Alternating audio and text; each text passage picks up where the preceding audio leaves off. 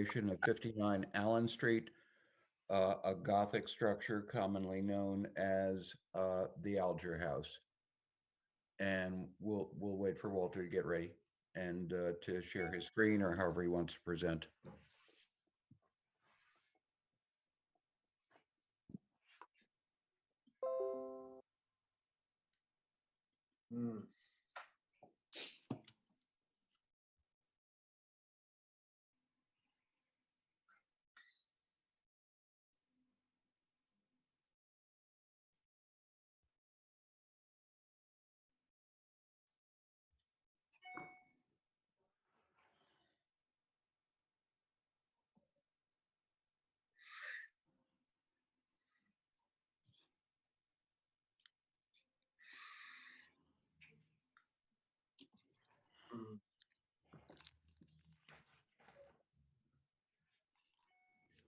I'm so sorry. I was struggling with Zoom. I apologize.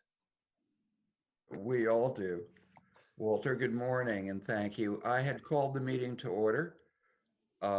This is a public hearing. Basically, the commission stays pretty silent during public hearing. We want to hear from everybody who's not us and hear their thoughts. And Walter, the screen is yours. Okay, sorry. I'm just going to take a second to find my drawings. Apologize.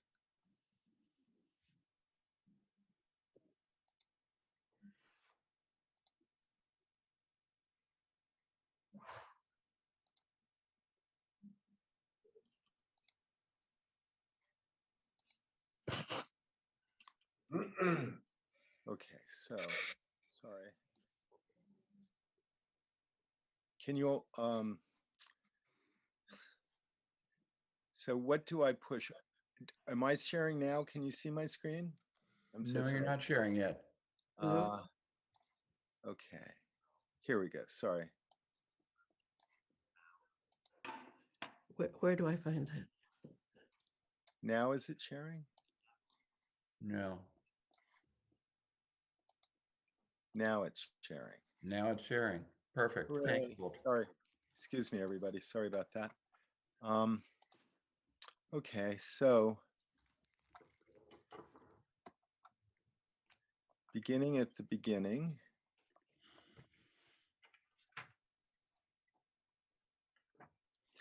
So I think everybody is familiar now with the house and the appearance of the house on the exterior.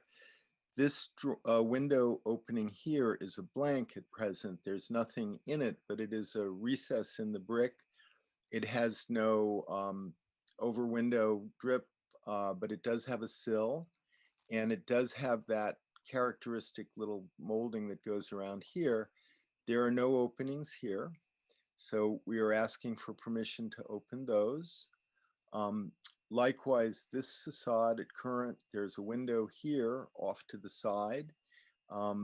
Evidence exists that there was definitely a window here. It's less clear so far, having looked into the wall inside and looked at the building outside. But that turned up on the screen, but it had no effect. I'm sorry? Can you hear me? Yeah, I just ask everybody to mute themselves for the time being. Yeah, I just muted her. She didn't mean to speak. Okay. All right. Go ahead. So you know, everyone who has had a chance to go over and look at the building knows there's a blank here. I personally believe there should be a window there, so that's one of the things we're asking for permission that I think has some, you know, some aspects to it that people are questioning. This is interesting. This does appear in the rendering, which I think people are familiar with. And there's very clear evidence inside the room behind that this cut is there. I was there with several commissioners and we looked at that. So this window is not in contention. This exists. This exists. So I would say these are the only two controversial windows on this facade. And as I repeat, there is a window here. And I believe there's clear evidence that there was a window here. So I think really that becomes the contested item, but we can discuss that later. And then moving around the building, again, these openings are there, and there's evidence that, you know, there's a double window there now like this, so I don't think there's anything questionable there. In this case, there is a kind of wood infill that clearly covers what was a recess, we believe a porch in the building, and so we're asking permission to glaze that opening, which is flush with the building, you know, the brick facade, and we would put the typical window trim over it. This is, you know, there's evidence that suggests this could have been a different window. If we start the renovation and we take the interior finishes off and we see evidence of that, we'll stop and we'll call the commissioners. And then this is very conjectural and already probably subject to change based on some things we found inside. And then this elevation facing west, these windows, there's, you know, they exist. There are also closed off openings here. The photograph that we've been using to guide us, which I think is from the early 1900s, and the other documents suggest there were not originally windows here. Also, sorry, there's a, I've drawn this incorrectly. There is no opening here. So that's usually the evidence that where the windows were, but there were clearly openings on this side and no opening there. And that could be relevant in other discussions. But anyway, these openings here, we're proposing, I have to believe there were openings there because that would be the principal view to the river from the principal rooms, but this had been a boarding house and these walls were closed up and new openings were made behind here, you know, where the building slips in, and the commissioners who went could see evidence, you know, there's concrete block inside, so clearly a 20th century closing off of an opening that probably wasn't original. And I'm going to wrap up very quickly, but I would say the only other thing worth noting is this line here is a ledger, and it suggests that there was a porch there. And of course, there is a porch in the illustration that we've been using as a guideline. So eventually we'd like to put a porch back, but we don't have any clear idea of how to do that or what's appropriate. So that would come, I think, at a subsequent request. And then moving back around, I think this I'm not going to dwell on it too long, but we did see, you know, there are existing windows in the basement suggesting that the casement is the correct window to use here. And certainly the historic research I've done, not only A.J. Davis and Downing, but the other architects who worked in this style, the casement was the style that went with the Gothic. And then, you know, practical Americans loved the double hung, so that was adapted. But I just want to close my presentation by saying that I'm convinced this is an 1830s house, and therefore had stopped trying to imagine what it would have been like in the 1850s. I think even when that engraving was done, the house was perhaps 20 or 30 years old. So that's my presentation. Thank you.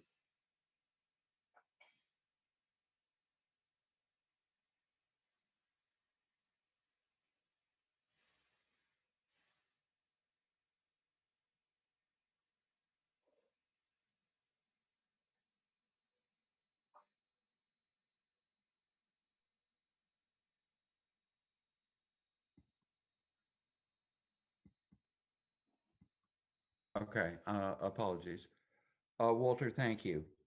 So discussion is open for public comment, and I think one person at least gotten in touch and asked that they be heard in this meeting, and I believe that was Christabel. So Christabel, if your mic is working, please go ahead and share your comments. Phil, can you hear me? Yes. Okay, thank you very much. This is Christabel Goff, of course. Fortunately for us here, an earlier generation of residents and merchants established this Historic Preservation Commission, and you can take credit for Hudson's surviving character and appeal. Hudson's history and its amazing architecture are a key to its future economic stability, and it is extremely important to preserve our extraordinary landmarks intact, if only as tourist attractions. The Charles Alger House, once affectionately known as the Yellow House, is a key visual landmark here. I strongly endorse your earlier suggestion that the Alger House, in addition to its standing in the historic district, should be recommended to the Common Council for designation as an individual landmark of the City of Hudson. Also, it should be individually listed on the state and National Register of Historic Places. That listing can be requested by local government, historical societies, individuals, or the owner. The register requires owner consent, but in the unusual case of an owner objection, since listing is honorific and has tax advantages, the State Office of Historic Preservation will issue a determination of eligibility. National Register listing would bring an impressive bronze plaque identifying the building and its history. This is a difficult restoration, as you know, and it would be important for the Commission to participate in reviewing and evaluating discoveries of original fabric that interventions will surely bring, and I am so happy to hear you already discussing that. Incrementally, as new work moves forward. Under New York City law, on which the Hudson Law is modeled, permit holders are bound to contact the LPC if new information emerges in the course of demolition and reconstruction. Restoration is a cooperative venture, the agency and ownership working together towards a shared goal. Especially establishing the old window patterns here is problematic, as you've just been discussing, and it would be highly desirable to keep as close as feasible to the original design, given the national importance of the architect. I understand that we do not have absolute documentary proof of H.A. Davis's involvement or his working drawings, but the house has his design fingerprints all over it, and much of its charm depends on the unconventional Gothic revival-inspired spacing of the openings, departing from any conventional regularity. The reconstruction of the veranda overlooking the Hudson will also be of the first importance, though we can only imagine the one-time view of Mount Marino and the bay. So thank you very much for the work you're doing, and thank Mr. Chatham. Thank you very much. Someone else had sent me some slides that I believe they wish to share from, I presume, early period information, and I believe that was Ronald Kopnicki. Ronald, Yes. are you here? Matt sent the slides and he would like to have something to say about them. I have a shorter statement. If I don't know what order you want us to go in, we're on the same device. So I would actually be interested, while we can, to see the slides. There could be some interesting information. well, we Anyway, sent you images. I have never shared the screen. I can try it, and I don't know how. I anticipated that a little bit, and I sent the slides to our technological advisor, Shahim. Okay, well that's I great. sent them this morning, and I'm going to ask him if he could share the screen. I sent two, Shahim, I sent two mails to you this morning. One was the agenda to post up front, which you did do. Thank you. And the other were slides sent in. I'm assuming you can hear me. Okay, well, Matt will then comment on the images. Thanks very much for doing this. Could we have image 1?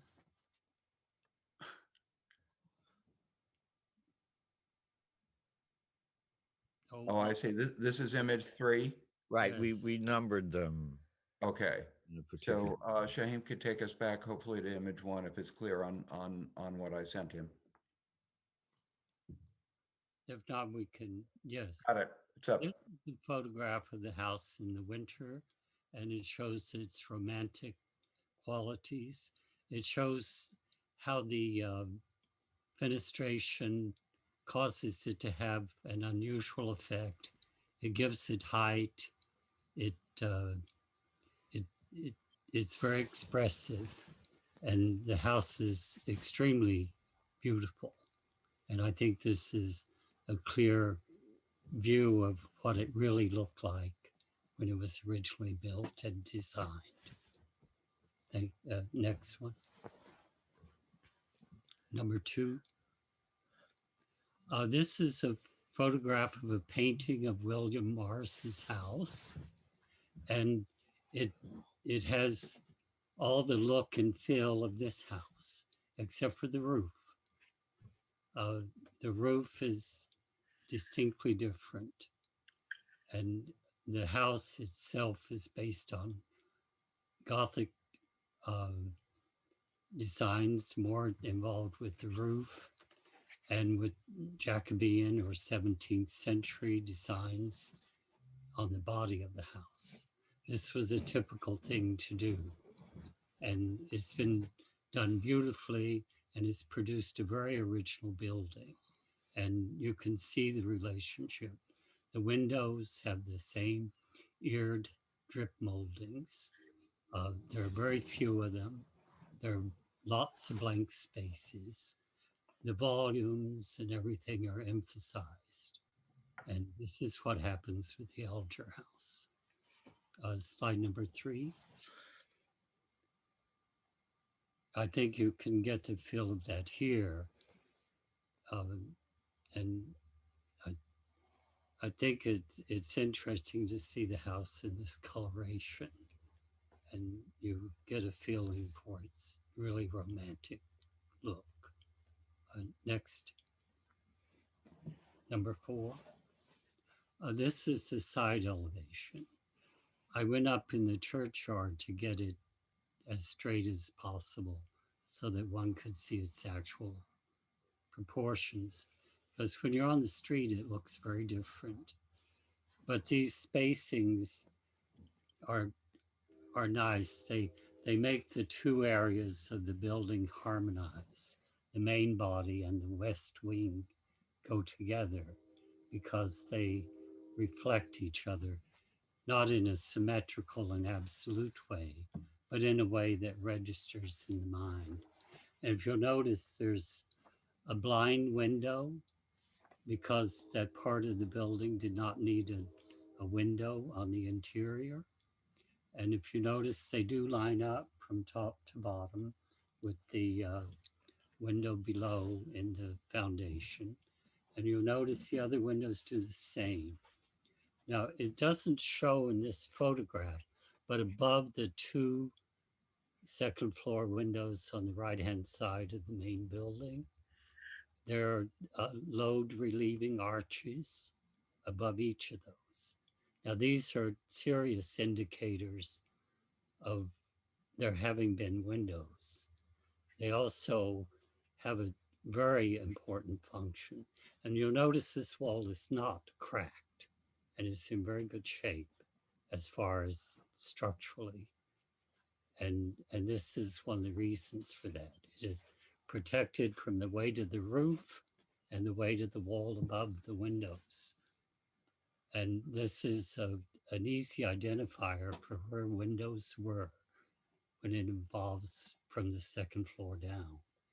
And you'll notice there's no opening in the foundation below the blank central area, reflecting its blankness. Could we have slide number 5, I believe it would be. This is an end view of the West Wing. And if you look carefully, you can see that there was a door opening near the right corner, the left corner. And this may explain why there's no window below the other windows. It probably had a landing going out across there with steps. And it's clearly not, the opening is most likely original. The stonework on the building is basically a Flemish bond. And in this area, it is not done in that way. Flemish bond on the style that they've done here, they've used 2 stretchers and 1 header. This means 2 bricks laid parallel to the wall and 1 brick put back and forth with the end showing. And in the door opening there, they are all laid as stretchers. None of them are in the Flemish bond method, and there's no blending. So it's easy to see where infill has been done. The same occurs above the first floor windows, which were considerably higher. Next slide. This is the south view of the west wing. As you can see, there was a build out there, and it's been removed, and a doorway was made where there was a window. I fully appreciate that the window is being restored. Unfortunately, I find it very strange with the square bay there to consider that it had doors. It did not. It would be very odd to put doors with steps going down in front of clearly an opening in the foundation, which is original to let light in and air to the basement. This is rather unfortunate. And not only that, when they were first working there and demolishing, there were a set of steps close to the wall there, which actually seemed to have gone into what was almost certainly a conservatory built on that area in front of where that opening is that they're considering the glass in, which is completely correct. It would have been a large glazed wall with a conservatory out on the side of the building there. And then the porch came to that, or the veranda, more properly called. There also at the corner of the wall was a flight of wooden steps going down. Now these were no way original, but they do indicate what was there. And I didn't include the photographs, but on the ground below this wall are stone footers for holding up the porch or the conservatory. Also on the house, let's see the next slide, please. This is the area where the conservatory was, and it came, I don't know how far out.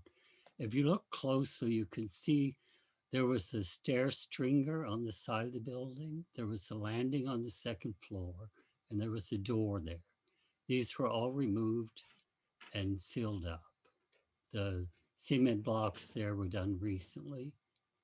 There was a door also in the corner there on that side wall, which has been blocked up. The brickwork was done rather nicely. I'm not sure what to say about this. There never were any windows here. The view would be at the side of my house, which I don't think would be what's intended as a view, or the side of the houses on down the hill. There's a rather large one, which would, I believe, seriously compromise the view. And it would be illogical anyway to have the conservatory there and these so-called view windows. I believe the other door on the lower part there was a service entry. I don't mind, I don't think it's a serious affront to the building to do something different there. The next slide, please. This is the gable and tower on the south gable with its bay. It did have, I believe they were originally based on how it looked when some of the bricks were removed. One layer was taken out. There was another layer behind it, which formed blind windows. So I believe they were blind windows originally. The only thing I think is serious here, though, is that someone mistakenly thought they should be arched, and they took out the brickwork below the weight-bearing arches that were above them. and and these windows were straight across. They were not rounded at the top. As windows or not, I don't think it's a serious affront to the building, and it wouldn't endanger it structurally. Next, please. This is the tower, as I like to think of it, as I've heard it referred to that way. There's no indication of any openings in this part of the building, in this tower. If there had been a window above, there would be a load-bearing arch built into the brickwork to keep it from cracking and losing its integrity. It's highly unlikely there was a window in that other space.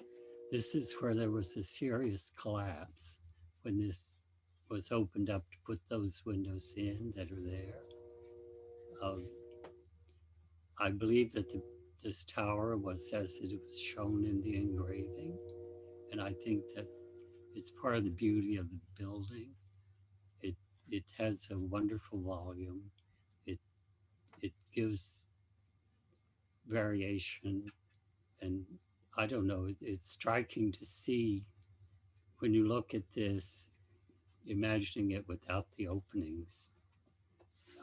It's very like the beautiful house owned by Mars. Next slide. This is the porch. The thing that I think is informative about the porch is that if you look carefully at the engraving, you can see that it has the same railing and the same columns on the veranda. And it also clues you in and helps you figure out the layout, the size of the veranda, how far apart the columns were. And if you use calipers, I think you could work this out to some degree.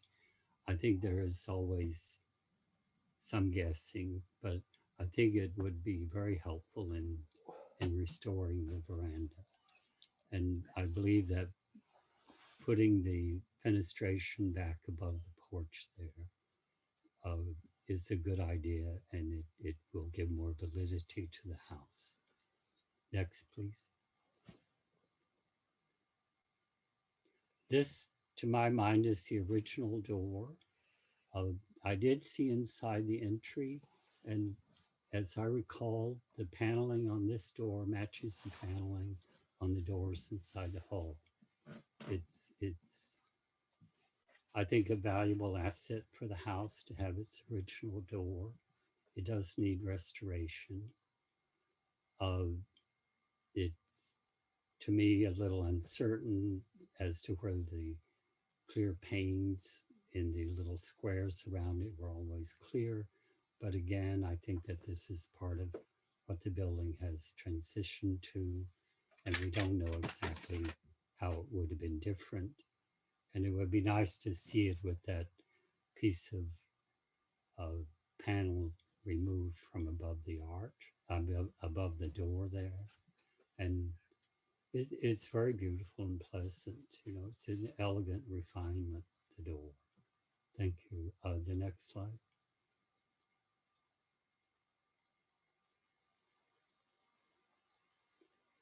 This again shows that wall, which I've mentioned to you, and you can see that it's a fair sized wall, and there's plenty of room for, I mean, it does make it awkward for the time being, but the entry from the building to this part of the yard was over on that little doorway on the other side and through the conservatory.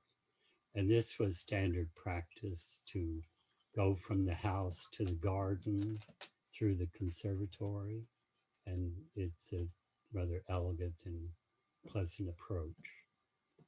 And then there would have also been a way to get out on the lower floor, the basement level, which is at ground level at this part. Next, please. This is a sample of the roofing that they did. There were two samples. One was flat on his face on the ground, so I couldn't photograph it. They're very heavy. I didn't even try to pick it up. But in any case, I think this is a good possibility for the roof. I think it would complement the building. It certainly would not go against it. And I think that it should be seriously considered. Next, please. This is just one of the refinements of the building that I think should be taken note of and not be lost. It's a brownstone cut to fill in and surround the opening for the basement window. And I think this is something that should be carefully preserved and restored to its original position. Next. This is a photograph that happens to be the side of my house, which you can see is blank, and was part of this estate. It was the caretaker's house. So I have a real attachment here, and I think that a lot of people in the city are very attached to the former yellow house as well. This is the fence that was there. I was told it was taken down in order to clean it and restore it and bring it back. I would hope that this does happen, and I think that it should be monitored and seen that this is replaced because it's fairly intact. And some of the pieces I was told were found down below the wall that were missing. So there's quite a bit of it. There's very little that's actually gone. And I think this should be part of the effort to keep this beautiful house as intact as possible. I thank you for all the time. There's one more slide, isn't there? Oh, yes, there's the last slide. This is a photograph of the house in its present condition, and you see it without that added cover over the walkway up to the porch, which gives you a better feeling for the original intention. And you can see the bay on the back of the house in this photograph. And it all comes together in a very beautiful way. And depending on the angles you're looking, the house can seem to rise up, and other ways you look at it, it expands and gets broad.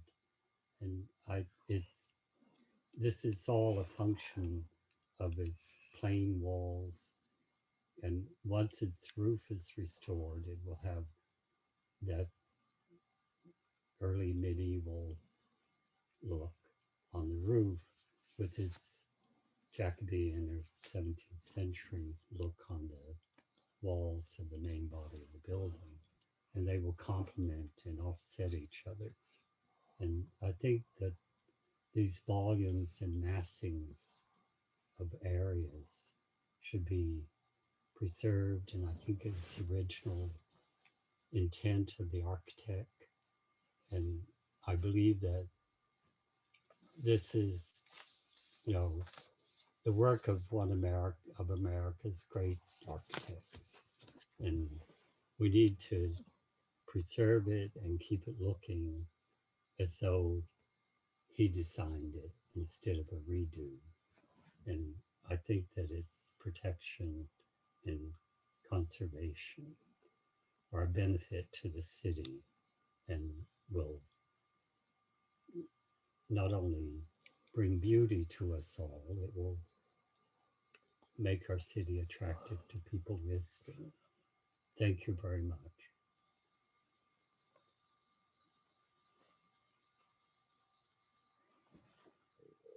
No, I'm not hearing. No, I'm not hearing them. Oh, no, it's me being muted. Thank you. That was terrifically interesting. I am a little concerned about time, simply in the sense that there 7 folks who need to build stuff, change stuff in order to live and or run their businesses or whatever. So uh, that was well spent. But I ask that going forward in the public hearing section that folks be a little bit crisp in moving through their statements. Who else wants to speak? Mr. Chairman, I have a brief statement. Ronald Thank Cuppy. I can see on the screen. Thanks, Ronald. Go ahead. Okay. The restoration of a building is usually understood as returning it to an earlier state, either its original condition or in some cases a later one, since alterations may be historic in themselves. Channeling the spirit of A.J. Davis, inserting window openings where there is no evidence they existed, doing what Davis might have done if he had more time, more money, or some other condition had been met.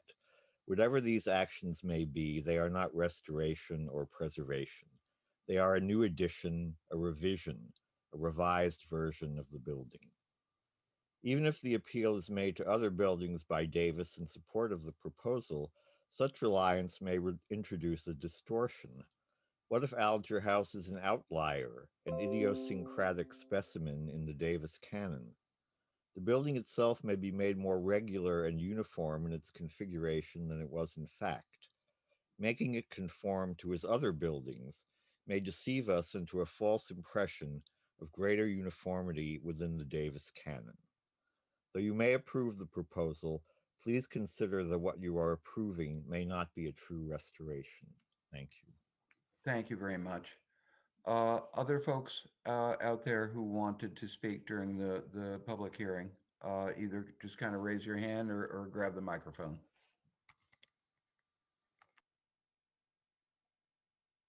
I hear nothing. And I would then close the public hearing. I thank everybody for coming and participating in that. I thank Walter for taking the lead up front in presenting the case. So thanks, everyone. I'd like to call to order our regular meeting. First order of business is for the commission to review the minutes from the meeting of February 26th.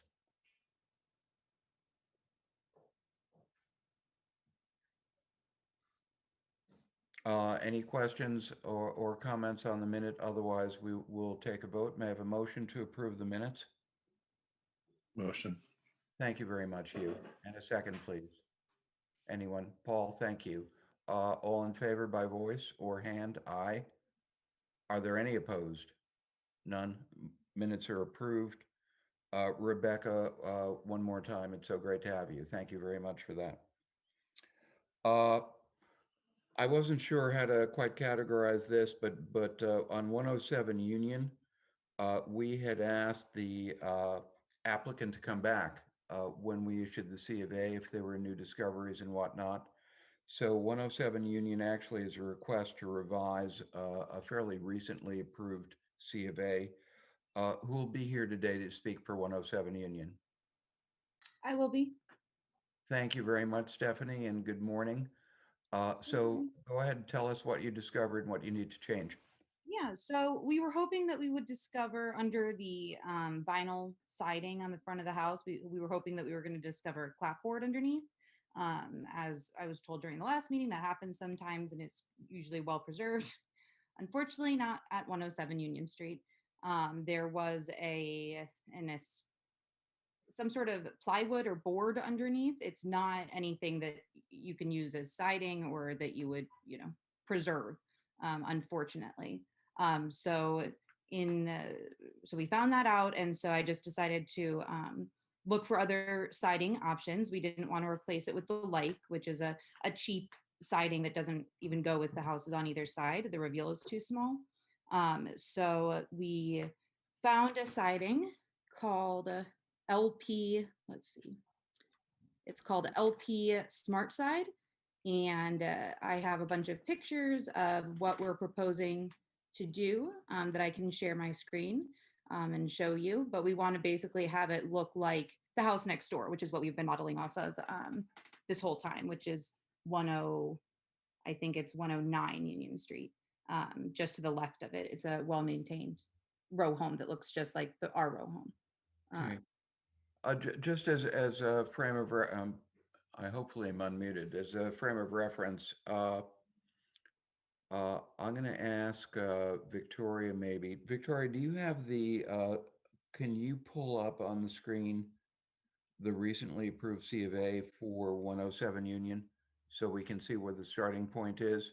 Because this may be landing somewhere between a revised C of A and possibly a new app, depending on how extensive the change is. Yep. Just give me 1 second. Thank you very much.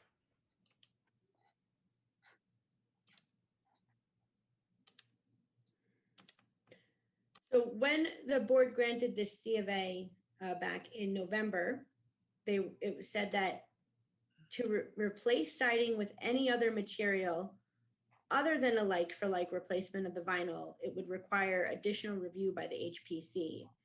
And so it does seem like this would be a new application. Okay.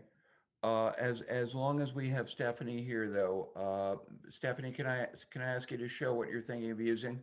Yeah, sure. I'll show you some pictures of it being used in Hudson and like the pictures from the website, and then also the house next door, so you can kind of see what we're trying to. Okay. Thanks very much. Yeah. So. Okay. So I'll start with the house next door, just so you can see what we're going for.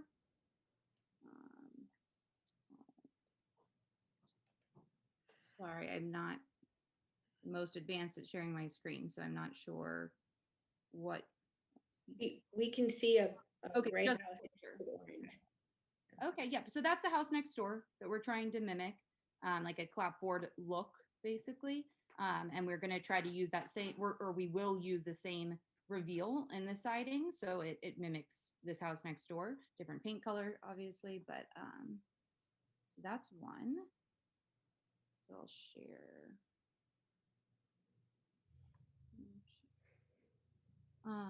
This is a like compilation of the pictures of it from Lowe's, where you can purchase it. We're not seeing that picture. Okay, 1 second. I'm sharing it now. Okay. So you can see kind of a compilation here. This is just like of the siding itself. This is some pictures of it from, when they're marketing it, basically the different looks of it in these different buildings. That's all the smart siding with different paint colors.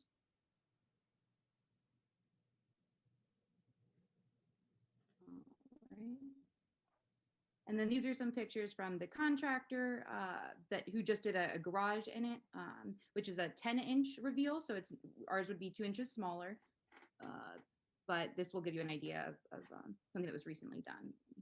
Stephanie, is this material something that you would want to use on the entire house? Or you're just talking the front or back, or is I it the think we whole want house? to do the front and the back, just because we want obviously uniformity, and the back Okay. of the house is mangled as well.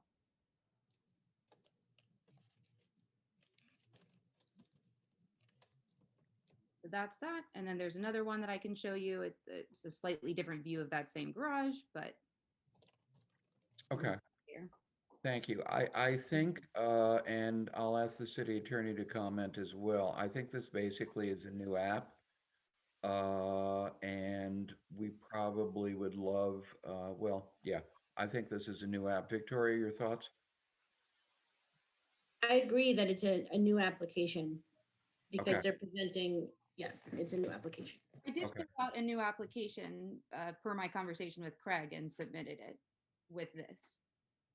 You did? Yeah, it's all a new application where I spoke about just this, and I have the plans, everything.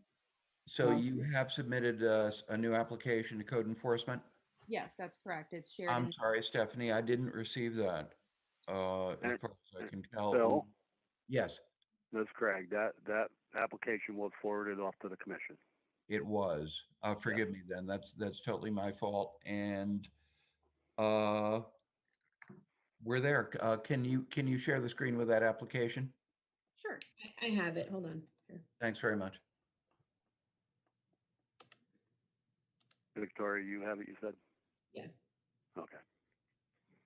And I forgive me if I checked the wrong box as far as what we were doing. I did addition because we were changing the siding, but that might be wrong. Okay. So this is the application. Let me see. LAS construction, replace current vinyl with LP smart side reveal, 8-inch reveal. And Understand? here are the plans. Okay. Stephanie, anything else that you want to say up front, or can I open this up for discussion by the commission? I think that's everything that I have to show. Okay, so we're no longer in public hearing. This is completely interactive. Commissioners, thoughts and feelings? Does the applicant have a photograph of the third house? That would be the house to your right. Does it have original siding on it? No, that one does not have original siding, and I can pull up a picture of it really. Oh, there it is. Yeah. Yeah.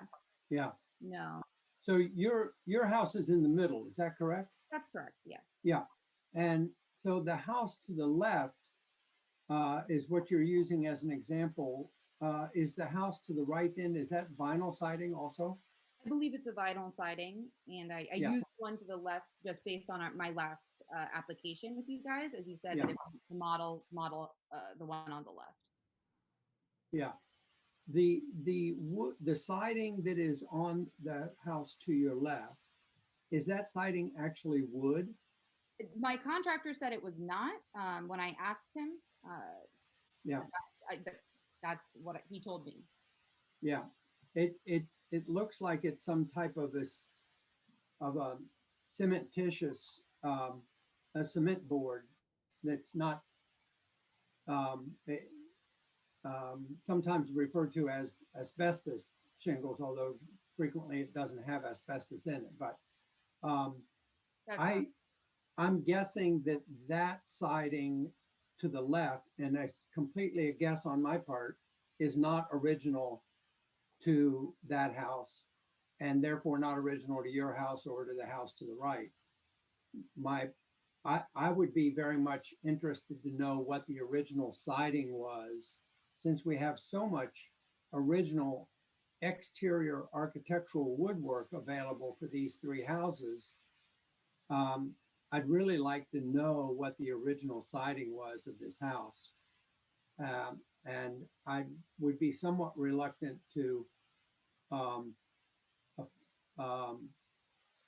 look favorably on the application that has that siding that's that you're proposing that's very, very smooth and without a traditional lap or without a traditional profile. Okay. Thanks very much, Chip. Any other folks? John, you raised your hand? I mean, I just want to underscore it looks like a lovely restoration, as I think we said before, but I agree with Chip. Let's approximate something that would have been there to the best of our ability based on what we know or what we can see around from that period.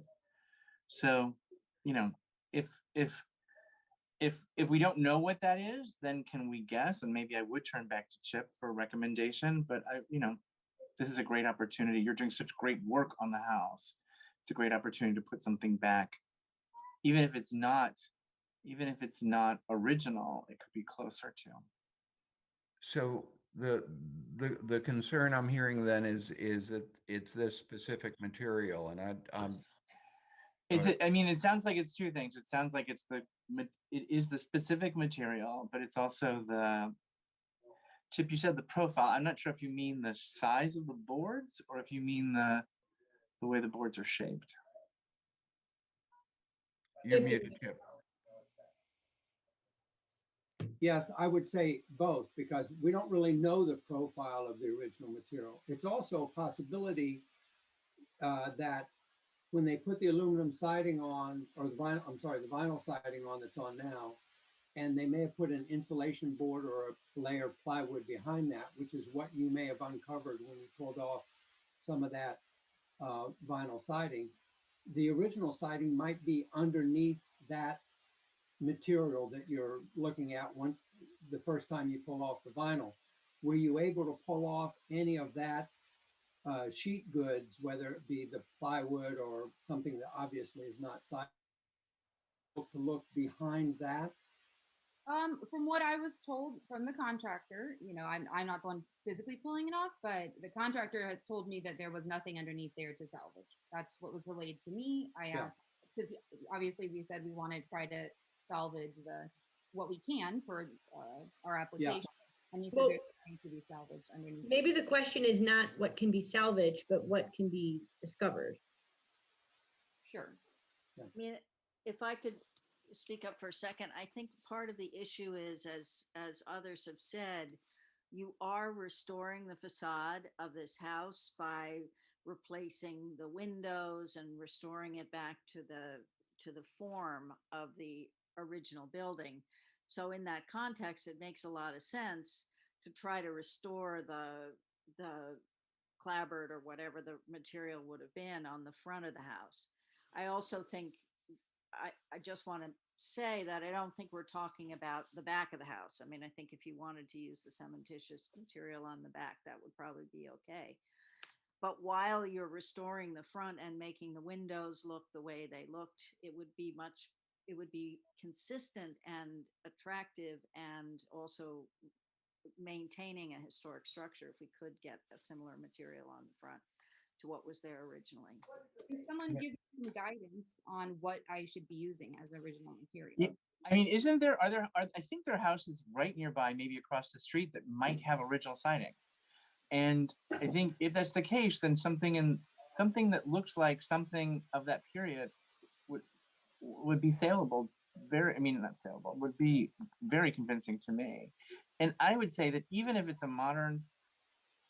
more modern material to be used, as long as it reads proportionally like this, it's my opinion that would be it. I just think these boards do look a little wide for what I'm not an expert, but from my experience, they look a little wide. And I'd love to see if there's something across the street that we can just model in terms of proportion, if not the exact material. But other commissioners may want wood, right? So here, the reveal of the boards is you can change it. You can make it as big or as small as you want. So that's not an issue with this siding. I'd like to, Stephanie, well, you've heard everything I've heard. Would you, I think Miranda opened with an interesting thought. We'd applied in other cases. Would you be willing to consider wood, which almost certainly was the original material? There wasn't a lot of choice back in the day, on the front, and a synthetic on the other surfaces, if that becomes material from a cost or other considerations. I think that with the cost of wood right now being so expensive, that would be something that I'd have to check my budget. I have no sense of how expensive that is. I just know it's very expensive, and I know that I'm working with a bank and I have a finite budget. And I have very little wiggle room over that budget because, again, it's a predetermined amount that I can't get any more for. Okay, I understand. So But if you'd be willing to do the research, and I'm going to ask the commission something that I'm not clear on. I don't recognize the brand name of the material that Stephanie was describing. But in more than a few instances, we have approved what I understand to be hardy plank. That, at least from a profile point of view, appears to be closer to what the commission is asking. I don't know anything else about it in terms of costs. Is that still on the table? And I'm just asking the other commissioners. I'd just like to say that I think we need the information of a little more exploration in this building and the adjacent buildings as to what the original siding design was. And if Stephanie's contractor. and across the street. Yeah. I think that we will find evidence. It's very possible to find evidence of this with a modest amount of effort. The rear of the house may also indicate what the siding material is. So I, I think we could talk about synthetic versus wood, and that's a discussion that we can have. And I think that there is some merit to looking at synthetic materials, and in some applications that's fine. But what I think the commission should have is a real understanding of what was the original siding on this house. It's wonderfully admirable that the applicant is doing this wonderful restoration. It's fantastic. I think that just a little bit more effort to the attention to the siding could prove a huge benefit for the restoration and for the two adjacent houses. Stephanie, you remarked that in the back when your contractor looked under that plywood surface, that it wasn't salvageable, but perhaps what's under there might be a clue as to what was there. I don't know if maybe, that would be available to you or. Well, definitely, I can go back over. It hasn't been covered yet, Okay. so obviously, so I can definitely go back over and it looks like the stuff that was next door. So, yeah, I mean, I guess I hear what you're saying. I'm a little out of my element with determining what is original or not. So to me, I thought the house next door was original. I'm just not savvy with the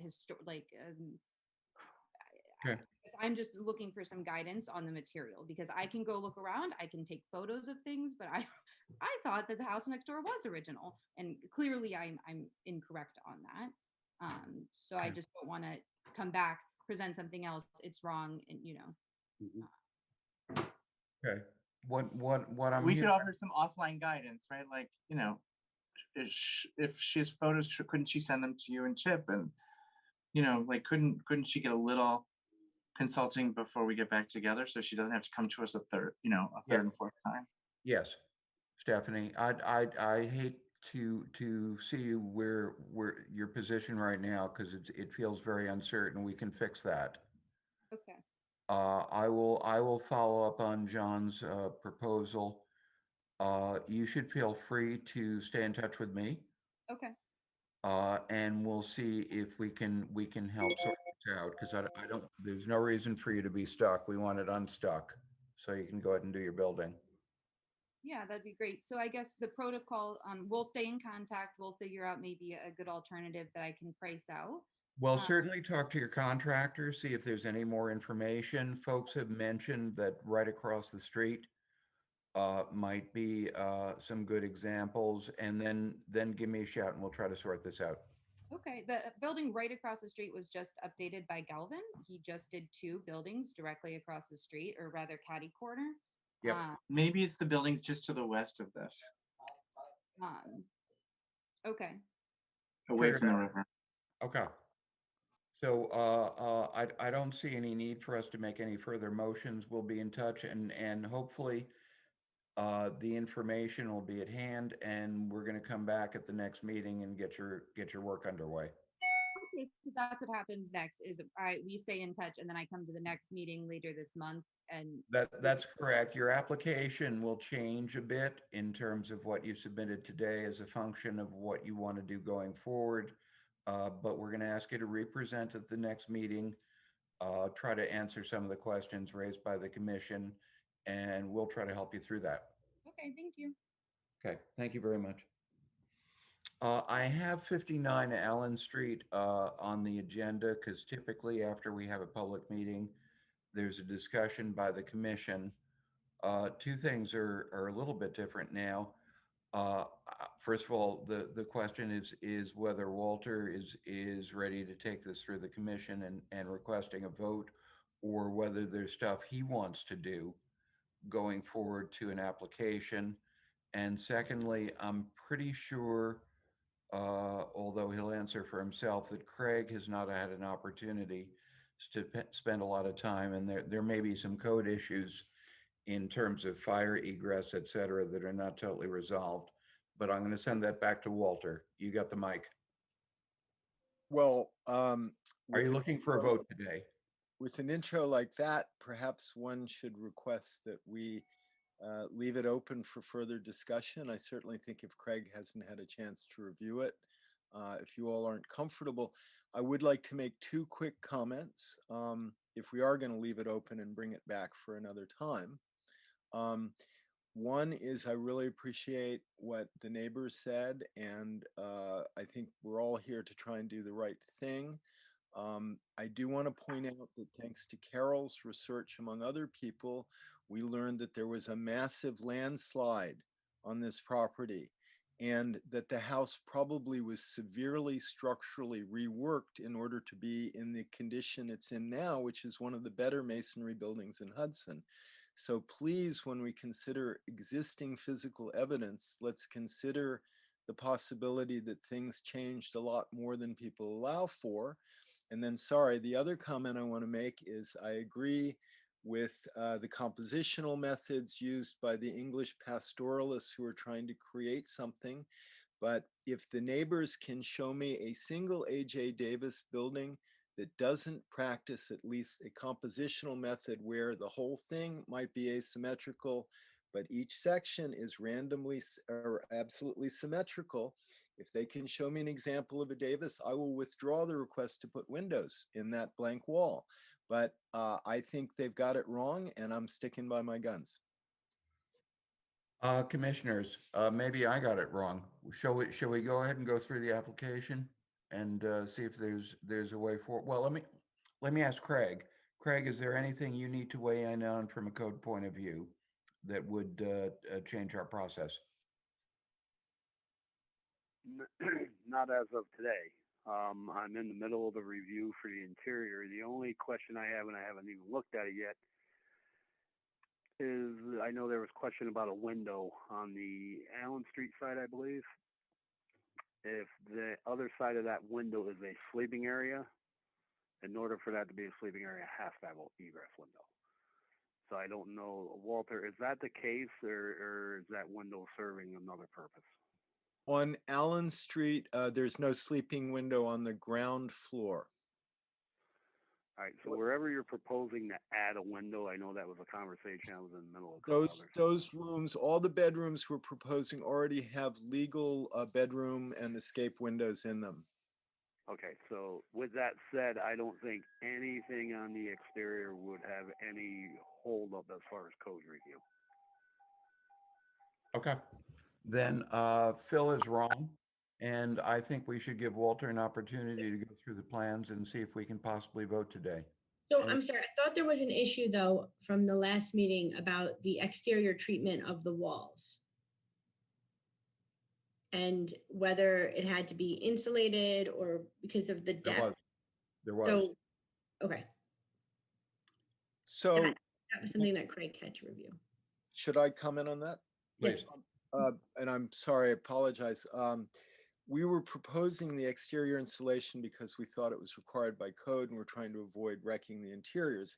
Craig clarified, and I've researched it and agree that the wall assembly, the brilliant English wall assembly with lath and furring and so forth, actually probably makes it. So we don't need the insulation. So our proposal would be to stucco with a appropriate Portland cement based or an approved synthetic stucco that we would bring before the board. The exterior I know you don't do colors, but Ronald did mention light yellow, and I think we favor that as well. So that's what we're proposing. Thank you.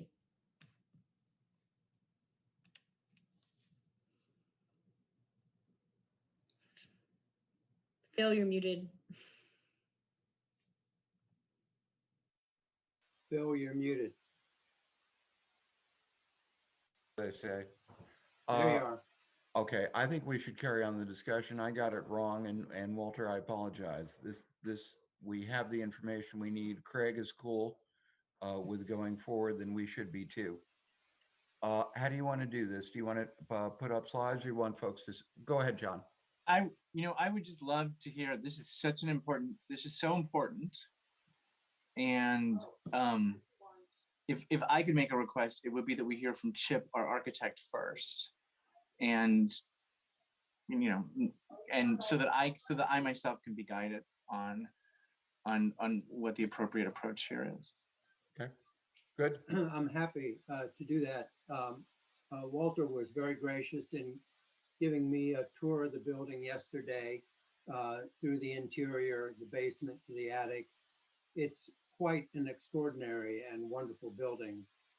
And I believe that Walter's participation in the restoration of this building is important because many of Walter's attitudes about this building are one of restoration and preservation and discovery. And this discovery is most important because this building has so much original fabric at the interior that can tell us so much about this building. It has extraordinary decorative survival of decorative features in the interior that quite wonderful. And, you know, fortunately, we have a pretty outstanding record of the exterior. This early etching that we have, this of the side of the building that shows the tower and it shows the veranda in the back is a wonderful representation and historical photographs that we have. So I think that Walter is very much in the mode of discovery, discussion, and Walter, I know you just drew a line in the sand a second ago. I'm going to ignore that for a second, if you don't mind. Because I think that there are a couple things that regarding the exterior window that are actually quite important. I think that this etching that shows the side of the building without windows in the tower is really critically important. It shows the round window in the gable end. That survives. It shows the two windows in the basement. They survive. And no windows in that tower. The comment that was made earlier about and I'm not sure if it was Ronald that made this comment. So give me if I'm not accurately giving you credit for it, but discussion about the Davis canon and the idiosyncrasy of this building. I think those were really, really important statements that were made because this could be an outlier. There is a lot to be discovered about this building. And it could be a very important stepping stone that Davis or others took in the evolution of American architecture. One of so I think that the windows are critical, and I think that I would not be myself in favor of putting windows in the tower on the 2nd Street side. On the Allen Street side, I think it's quite persuasive to look at the two missing windows on one on the 2nd floor, one on the 1st floor. We don't have a basement window below it. We don't arch above it on the 2nd floor. Is quite convincing to me that that element is in fact a very purposeful inconsistency. It's a very purposeful asymmetry. And what happens when we fill those two windows in on the Allen Street side is that it creates a horizontal composition of windows on the 2nd floor and a horizontal composition of windows on the 1st floor. And what Davis or this architect was all about was verticality and creating the emphasis of the verticality. And the current composition of the 4 windows, two windows second floor, 2 windows first floor is a vertical element. The 1/1 windows that's more on the eastern side of the Allen Street elevation, yet again, are creating another vertical element. And it's this great, incredible idiosyncrasy and lack of consistency and purposeful uh, um, purposeful irregularity that makes this building an amazing piece of architecture. The other thing about this building is that I believe that it certainly should have the veranda. I think we would want to promote the veranda. I think that in the floor plan of this building, it's an amazing experience to walk through this building with the date of this the age of this building, because it is a complete rejection of the center hall, where we traditionally have in much American architecture. We have a center hall, we have a stair in the center hall, goes up to the second floor, and rooms flank this in a print that is rectilinear or square in its nature, as a typical pattern of houses of this scale. This building completely rejects that. The architect designed this with rooms that have the effect of a free flowing pinwheel effect around the stair hall. And this stair hall is relatively modest. The interior stair, handrail, spindles, all of the woodwork is there in its interior. It's an extraordinary survivor. This plan allows the primary rooms to pinwheel around this one stair hall, so that each room has at least 2, frequently 3, and sometimes 4 exposures to the outside. And that connection to the outside and that thrust of the interior space out into the landscape. And of course, the landscape here is spectacular. The view over what was formerly the South Bay, the long view to Mount Marino. This house was about capturing that view. And this floor concept of pinwheel effect, open plan, in which the interior rooms project themselves into the outside space, is an incredible romantic, picturesque movement that may well have just started in America with this house.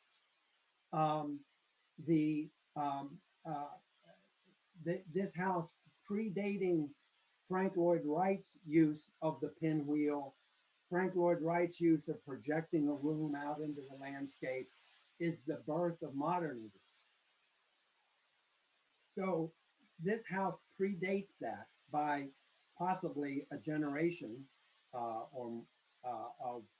Frank Lloyd Wright. But it's this romantic connection out into the landscape and this asymmetry of pushing the rooms out into the landscape that is the birth of modernism that happened in Lloyd Wright in the late in the 1890s and moved on in, of course, to the 20th century and what we know about European modernism and American modernism. But this is an extraordinary piece of American architecture. So in walking through it yesterday with Walter, it was spectacular because we see these layers of things that have been added to this building, and just a little bit of uncovering helps us to discover interior crown molding that begins to document how rooms were used, that begins to document how interior openings may have been modified in these spaces and so forth. So there is, Walter really has his archaeology hat on, his architecture archaeology hat on. There's a need to do some interior archaeology and some more exterior archaeology. And in fact, I think we should, excuse me, I think it would be wonderful if the applicant and the owner were able to do some, in fact, earth archaeology around this building to help us understand maybe what the pier configurations were for the veranda and so forth. And certainly the significant slope and loss of stability of the hillside has certainly affected this house. The interior roll of the stairs, interior roll of the floors is very noticeable. But stepping through this building very carefully and very slowly and these elements that have been added over time, I think it would be appropriate, and I know we don't control this relative to the interior, but it would be beneficial if the city could see its way to authorize an interior demolition, careful interior demolition of obvious 20th century material. There's drywall, there's suspended ceilings, there's clearly kiln dried lumber that's not vintage. Removal of this carefully in an archaeological kind of way, and also with some 20th century flooring that's been laid over that would also be illustrative of how the layout of the house would work, would be very, very useful. I think I would hope that the commission would be able to take a position whereby let's go through this very, very slowly and very, very carefully. And I hope that Walter and the owner, I know this is maybe onerous and burden to have a protracted discussion about the restoration of this building, but I think the building deserves it. I think Hudson deserves it. And I think if we're going to get this right,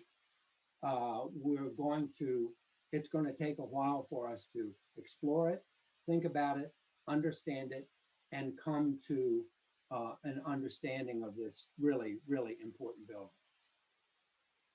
Chip, hopefully I'm unmuted. So the specific question I've got for you is after a bit of a false start, we'd agreed that there could be a good opportunity to do what we usually do after public hearing, which is the applicant goes through the plan and we vote. And that public input contributes a lot to that process. The question for me to you is, I don't know where to go. Are there issues outstanding that we have that would preclude us from Walter going through the exterior proposal and voting on it? Because I'm not comfortable asking for. I understand what you're saying in terms of the gravity of what we're working on, but the owner has rights, as does Walter. To a degree, we don't have standing as a commission anyway on the interior, and we do have an obligation to review the exterior and give these folks an opportunity to build. Do you see stuff in the way to reviewing and voting on the application? Yes, go ahead, Walter. You're muted. Okay, so before Chip has an opportunity to answer that question, let me just very quickly state what my goal and intention would be, and I think then maybe we can reach a compromise. Okay. So it's pretty obvious. I was quoted as saying the house was a hulking Gothic ruin. I'd like to retract that statement and refer to it as a former hulking Gothic ruin, now a ruin that has been structurally stabilized, is asbestos free. I no longer fear for my life every time I go in there, and we're ready. The plane is on the runway, ready to take off, and there are questions. Can I put this window here? Is it okay if we do this? Then there's the majority of the work is, can we put casement windows back in? In other words, could we get very soon permission to order real windows so people don't keep throwing bricks through the, things that are there now, and really get going on the outside? And can you all put a red line around towers and facades that you don't want us to do anything with until we come back to you however many times you want? Let's do it that way. Let's isolate the problem area and let's move forward quickly with everything else. And let's show that we can work together to make a building happen so fast, Carol won't even have a chance to write about it before the roof is on. John, you had your hand up? I do, only that I think if there are I would totally be supportive of that if there's non-controversial things that we can let them get going on, right? Because it's a great opportunity for Hudson to have an owner and an architect who want to do something. But I'm strongly also persuaded by the voices by Chip and by the voices in the public hearing that said, don't rewrite history. So there is an area of disagreement between what the owner wants and what the commission may approve. So I think, but you don't have to solve that to allow the owner and the architect to get busy and start the non-contested work to bring this place back. Great. Yeah, Miranda? I agree very strongly with what John just said. And I think some of the comments that Chip just made, like the asymmetry of the design, there are certain principles that are clear from the interior and the exterior that we should keep in mind. But I think you have done some forensic work on the inside where you've been able to discover where there were openings that there are not openings now.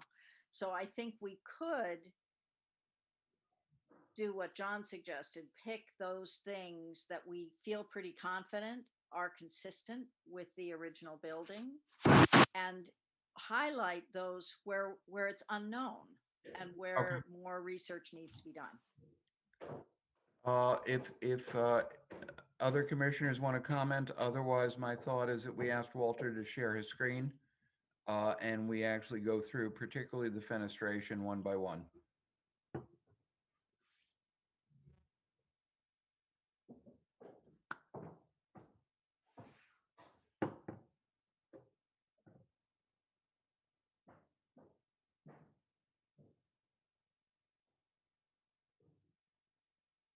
Whoops.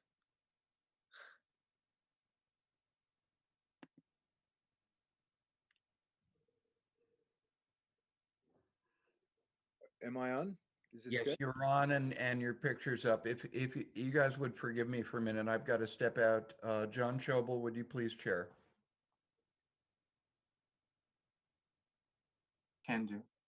Thank you very much, John.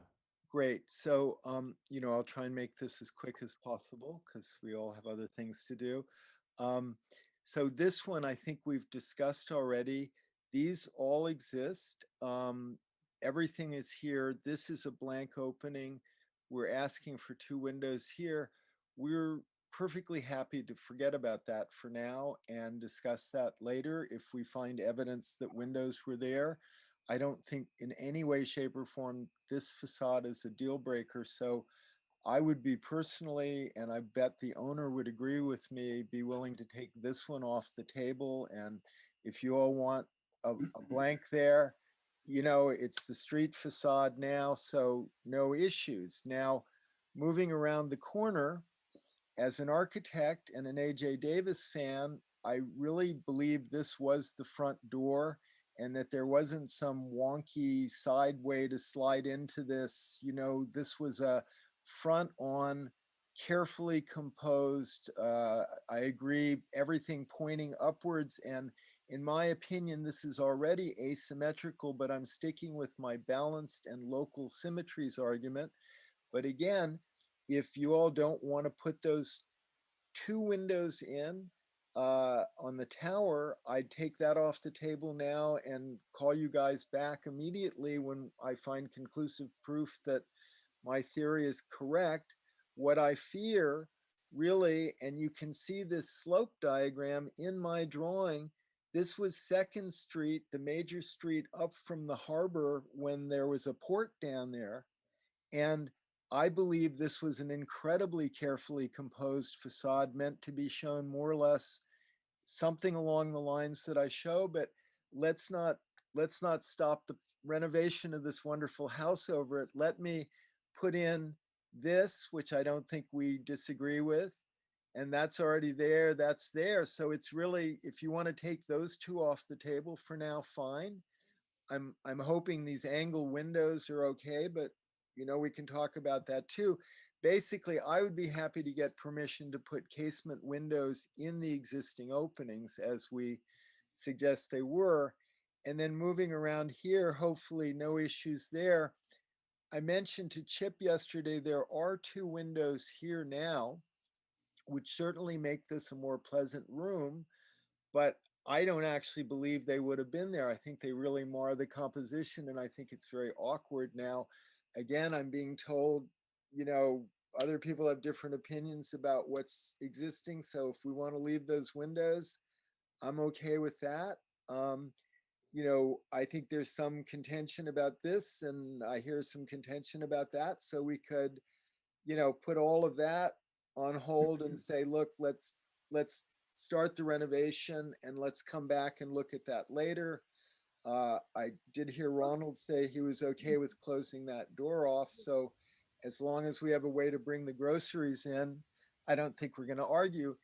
And then, excuse me, I think I heard everybody say that, whoops. So sorry. That this might be okay. So hopefully that's not in contention. That to me is a big element. I'm sorry to interrupt. I'm trying to take notes. Can you just, instead of saying this, can you use like identifying terminology? Like, oh, I'm so sorry. I'm trying to save time.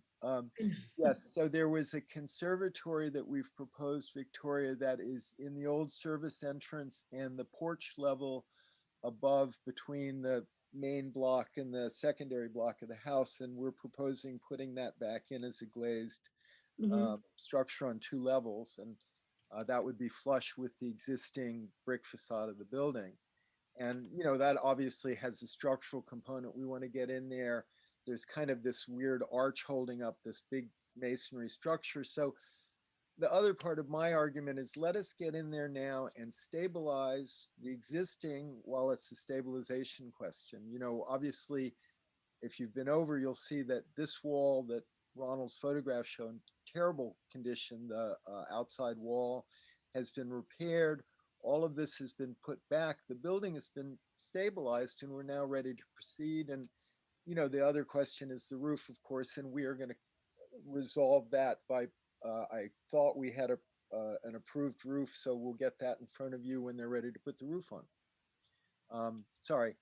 And then just going around quickly to that last elevation. On this one, it was mentioned there was a doorway here. I agree. There's an indication that it's cut, but then there is no opening here. And in other places, I'm told that if there's no opening, that means there was no door above. I strongly believe in the blank theory of Davis that has been espoused, but always locally symmetrical, including the images that were shown to us. So I think that's pretty much, I don't know, that's going to be the elevation that Ronald sees. And I think that looks like his picture that he showed of what he wants. So hopefully that's not in contention. And then, of course, he's also going to see the chimney pots, and those are from the Superior Clay Tile Company, and they are the Austen, as in Jane Austen, model. So I think we've picked about as appropriate a chimney pot as we can possibly find, and they kind of look like the pictures. So again, our intention is your intention to make this back what it was. Where we might diverge in interests is we want it to be a commodious, beautiful, comfortable house for use in America today, and don't think that that's a contradiction. And I have to say, I'll put this on hold, but I think the builder of this house might have been an idiot if they didn't actually have windows facing the Hudson River looking across at the Catskills. But that's, again, as so many opinions, a subjective one. So that's it for me. So, okay, so maybe just so we need new renderings, Okay, right? To say the least, okay. so that we can look at this as you're now proposing it and that we can approve that. And I think if we can get that, it should be very quick. Great. So what I'm going to do. Unless, hold on, and I want to but Walter, before you go, could I ask if there's that's what I think we need. Is there anyone else on the commission that views it differently? In other words, everything that's Walter's basically said he's going to try to do everything that's not controversial. Save anything that can be viewed as rewriting or revising, and proceed and get us to approve there. Doesn't mean they're taking it off. For example, this facade, could we consider it again? Yeah, I don't know that the commission wouldn't do that, but we want to get you launched now, and you can give us plans that show drawings that show that, and then in the future, should you wish passionately to make a case for other elements that are not existing, you'll show those to us. Chip, I'm going to say, Chip, there's those two small windows on the third or second floor. Is there anything here that you would advise the commission to consider letting? Is there anything that that might be controversial, or is there anything that you might advise us on, or should we just go with what Walter has proposed, ask for those renderings, and then continue to talk? What are the two? What are the upper windows that you said, John? I don't know which windows. No, they were back. Walter, It's could you the go south back? elevation, I think. Yeah, there it That's is. Like here. that. It is on the third floor. And so which of these windows are you asking about? Oh, Walter, those two windows. Yeah. I think that those should be circled for further study. Great. As Walter and I looked at them yesterday, there's some similarities of interior trim that suggests that they might be original. Again, I think that the beauty part of Walter stepping through this is the desire to explore, understand, and revise as evidence reveals itself. And the commission should be as supportive as that as possible. Absolutely. So Walter, why don't you just go with this and take it? I think you could hear that we all are going to remain as open-minded as possible to subsequent requests for subsequent considerations of evidence-based alterations. And there was one other thing Walter specifically asked for approval for casement windows. Is there any objection to the casement windows? Or can we say that that's going to be okay? I think that casement windows are appropriate, and even the mullion pattern that you have indicated on your drawing A500, I think is certainly headed in the right direction. What is uncertain is the actual width of those windows. Walter, we looked at the windows on the Allen Street side from the interior yesterday, and those interior wood pockets, which are not pockets, but they're recesses, which could have been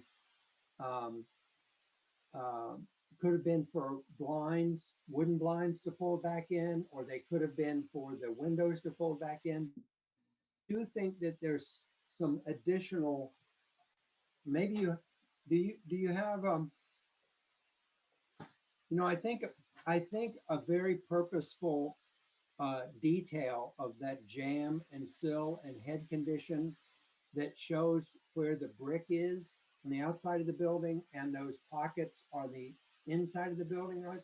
I think that so to answer your question, Miranda, sorry, I think that there are details and specifics to be revealed or to be presented to the commission to determine the exact size of those windows and how they interface with existing woodwork.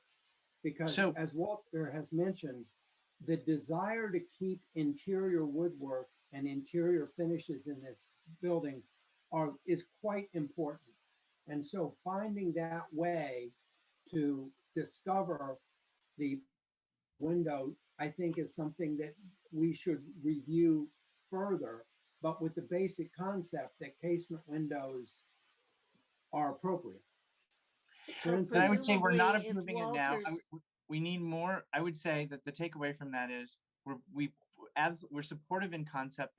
We don't have anything sufficiently detailed for us to approve, and that we would request more specific renderings and analysis, Walter, if you're open to doing that. I am. Let me just make one statement, which is this is where it's interesting because the modern world is struggling to create authentic historic reproductions. We have existing casement windows in this house, and I have a window maker, and I think I have sort of a tacit agreement from Craig and everybody that we can make historic windows to do this. So it is my intention to reproduce the exact detail that we have in the extant windows that we can use as a model. And just to Chip's comment, Chip convinced me absolutely yesterday that those pockets that he mentions are not window pockets, they're shutter pockets. He pointed out something obvious that I had missed. So I am more convinced than ever that we have original, if you want it to be Davis, I'll say Davis windows in the house, hinged a certain way. And I've got an English chap who's standing by in a truck to come up to Hudson and take measurements and start building those windows. So I'll give you historic details. I'll give you one-on-one sections for the windows, anything you want. If you're replacing, but you don't, I don't know that you need out, well, I mean, it's a like for like replacement. Or if it's a replacement in kind, it can start. It doesn't need the C of A. Not a replacement in kind, Victoria. These are windows that have been altered, removed and altered. Walter would be using other extant windows in the building as patterns. As a model. This other application. So they're not replacement in kind. Yeah. Oh, I misunderstood. So sorry, the point is that, you know, I believe they took out some, but not all of the original windows quite early, sometime in the 19th century, and replaced them with the then fashionable double hung windows. And, you know, so we do have extant casements on pretty much all floors, which suggests that they would have been original, and they're extant in places like the, you know, the room the poor servant slept in, so they didn't bother, or in the basement. So, you know, I mean, that's the kind of evidence we're talking about, where you just keep peeling the onion back and you finally find what the original thing was. Yeah. So happy to do that. We'll do some more research, Chip. That's fine. Yeah, I think, you know, it's an interesting question. I didn't yesterday when we went through the building, the existing casement windows that are there, are they just in the basement, or do we have any first floor windows? No, I showed you one on the second floor in the addition. Right. All of the casements pretty much are there. That's the small one that you showed me, right? Yes. The small, Yes. yeah. Yeah. So they are inward swinging. Yes, and interestingly, they're identical to some of the basement windows in size. So Yeah. even then, they were trying to standardize their construction method. Yeah, yeah. I think it's terrific, the concept of doing a hand-built traditional wood window made by hand by a craftsman as an item to be included in this restoration. I think that's so much. We need to support that and make note of that, because replacing windows with a commercially available manufacturer here would be extremely undesirable. I'm going to jump in 1 second. I missed some of the discussion, and I apologize. If John or Walter or somebody could summarize, are there points of agreement where we can ask Walter to come back, understanding that there are points, there are open issues as well, so that he can proceed with something?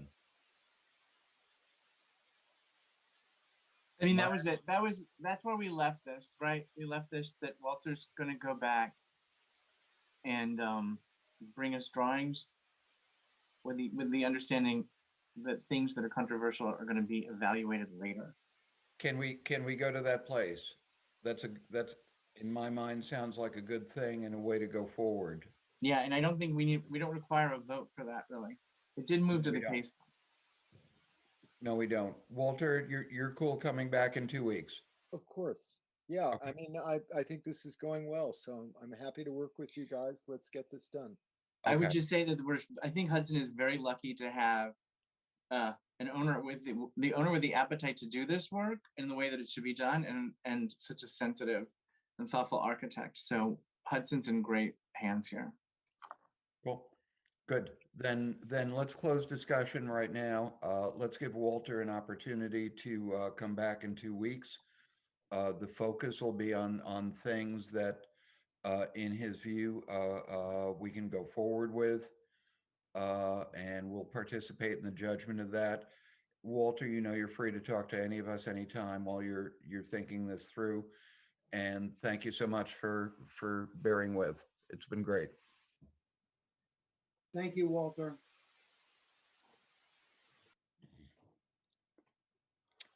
Next up is 757 Columbia Street, which I believe is a sign application. Someone here to represent 757. Hi, that's me. Okay. Hi, I'm Where- Shayna Lowe. Oh, Shayna, terrific. Thank you so much for joining us today in our nice long meeting. And please share the screen and show your sign. Of course. I'm sorry. I actually was under the impression from Craig that if I sent the sign to you all that it would be available on the screen here. It probably can be done, just not by Phil. Hello. Anyone with greater talents, can they reach into the apps that Craig sent out and open up the sign for 757 Columbia? Thank you. And so just to go over the actual physical signboard itself is just a reuse of the previous sign. So this is in the former Relish Delight space, and a company just came and took the pre-existing sign down that was, obviously approved by you all before, and they're stripping it and now waiting just for the design to be approved. And, I'll be using the same sign bracket as well. Terrific. This has been reviewed by code in terms of scale and all other things. I'm not sure there are any other issues facing the commission, unless you all have questions. If not, may I have a motion to find the application complete? Anyone? I'll make So that moved. motion. Thank you very much. That sounds like Paul and Miranda. And a motion to waive a public hearing, approve the application, request city attorney to prepare a C of A. That's No. Hugh and anyone else, please. I'll make that. Thank you very much. All in favor? Aye. Aye. Are there any opposed? None. So you should be good to go in 2 weeks. Stay in touch with Craig. Thank you very much. Thank you. Have a nice day. You Yeah. too. Thank you. Next up is, I believe, a fence at 5 Willard Place. Who speaks for 5 Willard? Good Chris? morning, that's me. I'm sorry, I just was finishing something else up. Yes, I am here for 5 Willard Place. Property owners are Duncan Calhoun and Russell Gibson. 5 Willard Place.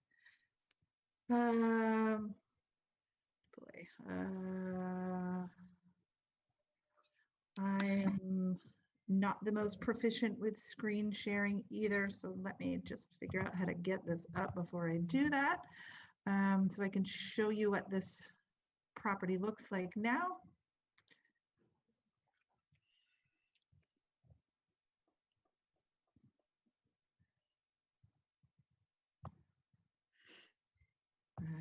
Okay. I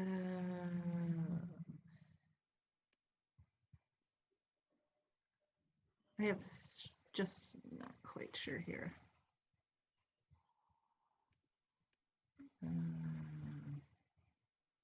Well, as I struggle to figure out how to get that up for you all, the applicant is looking to put up a 3-foot high Gothic style cedar fence around the front of their property.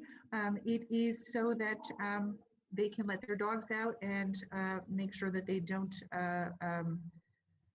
get out of their property. I'm not quite sure how I can see this on my laptop, and I can't figure out how to show it to you all, but give me just another second. I'm sorry about that. I don't have this file, otherwise I would share it. No worries, no worries. I had sent it to Craig, and it was late last month, and I think that's why it didn't get over to you all timely. I'm not quite sure why I can see that here, but I cannot. Hey, Crystal, do you have a share screen button down on the bottom with the Do, toolbar? and when I do, and when I look for the file, I see everything else that I have open, but I don't see the picture that I have open. So that's why I'm just kind of, I'm not, here we go. Here we go. That is the existing house, and I understand that it looks somewhat different from the other homes in the neighborhood, and I can show you the historic photo of, and I have the neighborhood. As I was looking for historic photos, I hadn't realized that there was a fire at this house, and the fire, I understand, took over the second story or the third story. So it does not look like it existed when these historic photos were taken. So I don't have I couldn't locate a historic photo of this property in particular. And I think that could partly be due to the fact that it has changed so much over the years. So this is the way that the property currently looks. These are historic photos of the neighborhood. And the fence that the applicant has proposed, I have a couple of examples of that as well. And as I mentioned, it is a 3-foot high Gothic style cedar fence. That is one example of the same. I have one other example of a fence here. Sorry, this one just needs to be rotated. There we go. That's another example of that fence. And I have also a rendering of where the fence will be located on the property. We have the existing house, an existing fence, and this fence would go along the dotted line here.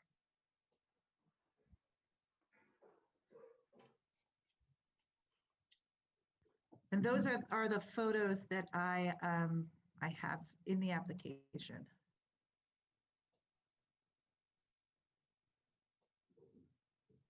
I'm sorry, Crystal, did you show the fence itself, the new material? Yeah, the fencing is,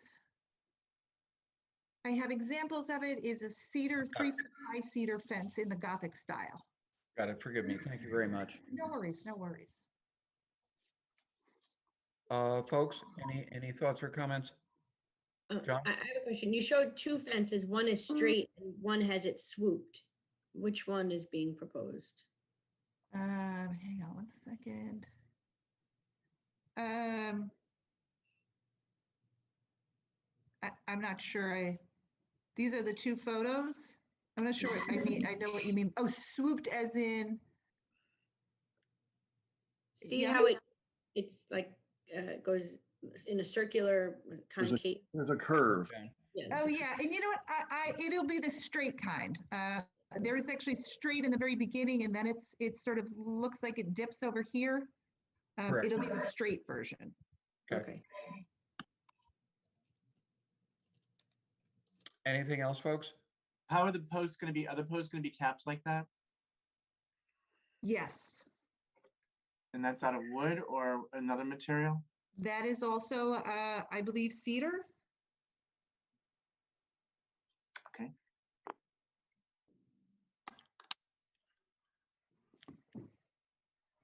If there are no questions, may I ask for a motion to waive a public hearing and find Wait, the there was a gate. Is the gate made out of the same material that just swings? I'm sorry. Yes, the gate would be made out of the same material, and here it would swing open. And it's a double gate, Correct. and The it's going to be three made foot- of picket. It's going to be made of pickets. Correct. The same height and scope as the panels themselves. That is correct.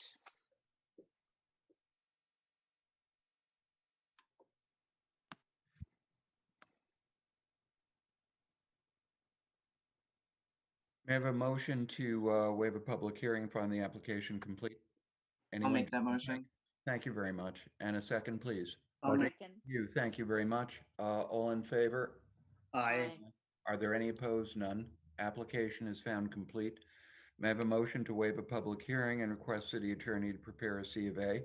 I'll make that motion. Thank you, Paul. And a second, Second. please. Miranda. All in favor? Aye. Aye. Any opposed? None. Passed. Thank you so much. Thank you. You all have a wonderful weekend. I hope you enjoy this beautiful weather. You too. Real quick, Phil and commissioner members, I noticed when I emailed that application to Phil, it didn't go to all the commissions. So while Crystal was presenting it, I just sent it to everybody again. Thanks very much, Craig. Next up is 544 Warren Street. Who speaks for 544 Warren? No one. Anyone? Hang on, Phil.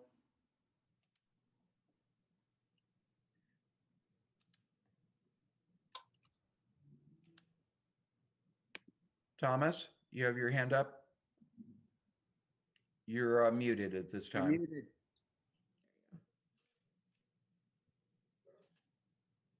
And There you go. I see you now. Thomas, you speak. No, you're muted again. Better. I'm unmuted. I thought that Andy Didio from Taconic was going to be on this call as well, and he has. Can anybody hear me? Yes, now we can. Okay. Headset mishap. I'm here. Andy, Hey, you're Tom. going to speak for this application? I am. Terrific. Thank you. Thank you.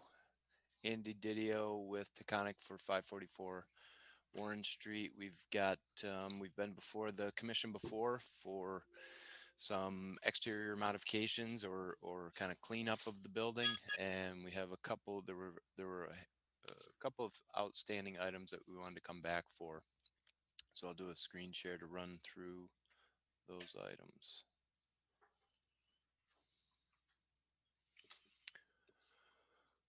So you probably remember this building. It's going to be the Rose Point Cafe Ice Cream Chocolatier, and so we finalized the proposed sign, which was outstanding the last time. Some exterior lighting. There was an egress stair on the previously approved plans that were in the C of A, but we kind of included it because it was a little bit unclear in the C of A, so we figured better to include it than not, as well as some exterior egress doors. If you recall, we originally had a little single-story bump out that was existing there. We're going to use that for access for our first C of A. Then when we came back for our second C of A, that bump out went away. This is the ADA access aisle on the right side of the building. And you probably recall that there's a gate there now. So that gate goes away, and then this will be a flush walk with a ramp up to the finished floor elevation for ADA accessibility. And so when you're looking at the side of the building, which would be your kind of southeast side of the building. Here's the front, there's the blade sign. You come up that alleyway, and then now the doorway is flat against the building, actually in a bit of an alcove. So that was the bump out was previously approved to be demolished, and now the plan is to install a door that was salvaged. You can see these two kind of brass surround doors. These are very similar to the doors that we had looked at for replacing the front doors the first time around, first or second time around with the C of A. But we'd like to utilize those for the side door, the rear door, and then the bulkhead on top here. So they'll be reusing those doors. The sign, reusing the existing bracket, the blade sign that is mounted on the side of the building, so it actually sets behind the columns. And the exterior lighting, so the globe light that you see in the bottom left of my screen would be the style of lighting that would be replace the existing sconces that are on the building now. Okay. And then it looks like, oh, there is a new window in the top of the roof bulkhead. There would be a new window. That's not visible from anywhere on the street, but that is marked as a new window. Thanks, Andy. Commissioners, questions or comments?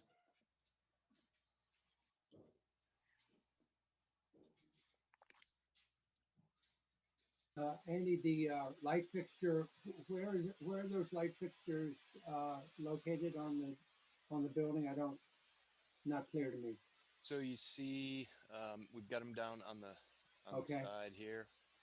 Oh, okay. Sconce, and then this is continuing down that alleyway. Uh-huh. Sconce over the door. So they've got a few of them, and I think 2 on the back, on the rear elevation. Yeah, you can see them here. And these are vintage sconces? It's my understanding. Let me just make sure that we're clear on that, if I can be heard. Sure. There is a vintage sconce that we would be having recast in bronze.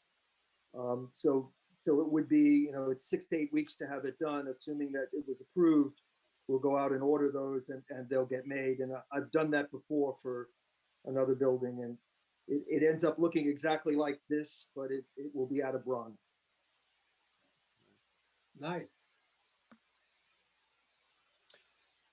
One other thing I wanted to note that, again, I'm almost certain, but it wasn't explicitly called out in the previous 2 Cs of A, would be the stone. So we've got bluestone walkway for that ADA ramp coming up the side alley here. We talked about an ADA ramp, the fact that was going to go in. Just wanted to, again, kind of clarify that and make sure that it is explicit this time around. Okay. What is the pattern of the bluestone? Just I believe they're going to be rectangular bluestone, just straight all the way, wall to wall, essentially, in that alleyway, building to building.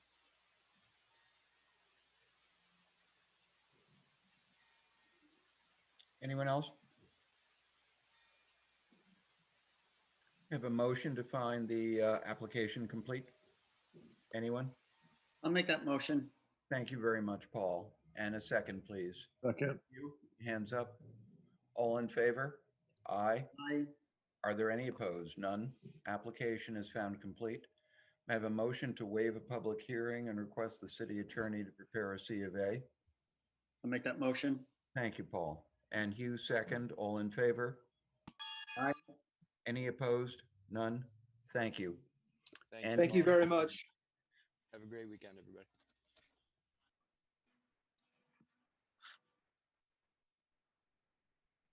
I've totally lost track. We're at 349 Union Street. Who's here to Hi. speak for 349? Hi, this is me, Blaze Backer. Hi, Blaze. Good morning. Good morning. How are you all? We're all good. So, Good. Blaze, are you comfortable sharing your screen and taking us through your app? Yes, I will do that right now. Thank you. Can you see that? Yes.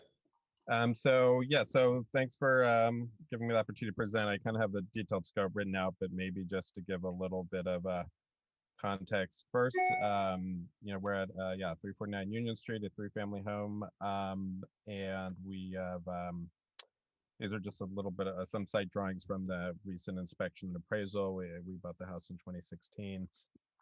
We've mostly been doing we've done sort of interior renovation, so this is our first stab at doing some of the exterior. So if you're not familiar with the sort of look of the house, It's the front of it is still wood siding, while the other three sides, as you can see in these other photos, have been covered in vinyl siding, which has started to fall off on its own occasionally, and so we are looking to strip the vinyl siding from the remaining three sides, and also aluminum from the soffits and window trims, and to restore and paint the underlying wood where it's fallen off. The wood seems to be in reasonable shape. We imagine there'll be some rotted spots, which we would replace with cedar, and we'd be looking to paint it sort of the same colors as is, probably a little darker due to some fading. Again, just to see sort of the back of the building. Probably the more, I guess, significant piece is we are also looking to replace some of the windows, which has been, so I'll show here. So about 5 windows in the building. These 2 on the bottom rear on the first floor were replaced with sort of metal and vinyl windows that are 1/1, while the rest obviously in the front are 6/6. And likewise on the west facing facade, here the top left corner, figure 5, the bottom 2 are also been replaced in the past. So generally what we're looking to do with the windows is, there obviously is a good amount of also rot and deterioration of some of the wood windows, but we are attempting to restore as many as possible. But the plan is to sort of essentially replace certainly the metal ones, the 1/1s, with a 6/6 all wood window, a Marvin model that I included at the bottom. And I should have said up front, if I submitted some new additional details yesterday to Craig, so hopefully that got sent to you all. What I submitted a few weeks ago did not have all the details, but we're looking to do sort of a wood double hung insert, which this image, apologies, shows a 6/1, but it would be a 6/6. I couldn't find the right image, but we'd be looking to do, it would have this simulated divided light with the spacer bar. And so we'd be looking to that for not only the sort of the replaced 1/1s, but the other, at least the other existing 6/6s on the front of the building, so that the facade they all match with a full a new model that is still a wood exterior. I don't know how much detail you want. I know there'll probably be questions about the windows. Happy to get into that. Sorry to jump around here. For the windows in the back, you'll see here sort of on what we are sort of the extension of the house that was done. We're not entirely clear when. We have done some research at the library, but we haven't found exactly when this part was added on. But I know we know the second owners of the house was the Presbyterian Church, and this was the parsonage. And so some of these windows are in very rough shape. We're proposing, so they're all a 1/1 wood window. These we had proposed to replace with a 2/2 that we thought would look better. And it's unclear to us, I guess, whether these windows in there are the original, but we kind of felt like this rear part of the house sort of looked, I don't know, perhaps more modern than we sort of had imagined it was when it was built. So we thought a 2/2 would be a preferable choice. And for that, given that it's sort of not facing the front, we were looking to do a clad window. Just given our budget and maintenance concerns, we've been comparing some of the aluminum clad products as well as the Ultrex clad product. And so we thought, based on our research, we thought the Ultrex sort of what's that? I forget what it's actually, fiberglass. Sorry, couldn't find the word. A fiberglass clad product, but a wood interior product, and that is also would be an insert. And then beyond that, something where we would certainly appreciate any guidance is really rebuilding this stoop, which is crumbling. The exterior stucco that has been applied.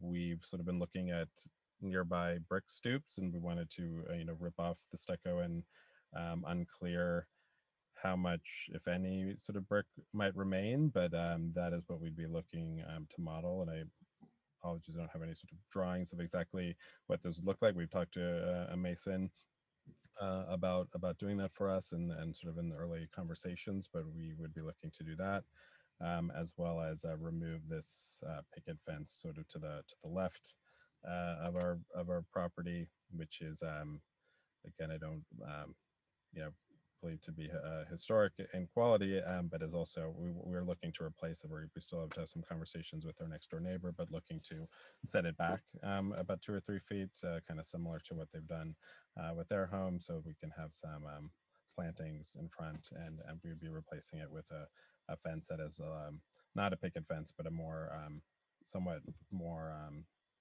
solid and at a slightly higher. And then I guess what we'd be replacing entirely in kind is there is one of these columns. The column on the right in the portico has quite a bit of rot. Actually, the metal safety rail that you see in the image just recently fell out when someone was leaning on it, which was quite scary. Had a bit of a fall. So we are looking to get that column sort of replaced and painted, of course, and looking the same, but getting that railing reinstalled for safety purposes. And what else? And the final thing, sorry, and then the door that's there, we just need to it needs needs a little bit of tender loving care, mostly just a cleaning and painting. So we'd be looking to do that this summer as well, at some stage, not the top priority, but at some point after we get the windows done. I think that is it. Happy to answer any questions if I went through anything too quickly. Perfect. Thank you very much, Blaze. Sure. Commissioners? Nice to put up here.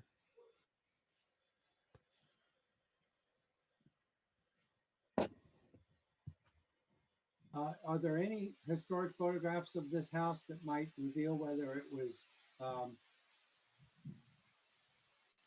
6/6 window or 2/2? And as you're in this photograph right now of the front, the attic windows, 3 windows have 2 mullions between them, so they're three lights wide. Are those windows in the attic original? We believe so. Yeah. So I mean, so to answer your question, we've done some research and have not been able to find a historic photo. We've been to the library. I know we talked to Rick Rector and he's spoken to Carol, and we haven't found any. So if anyone has any leads, I'd welcome them. Well, just actually, go ahead.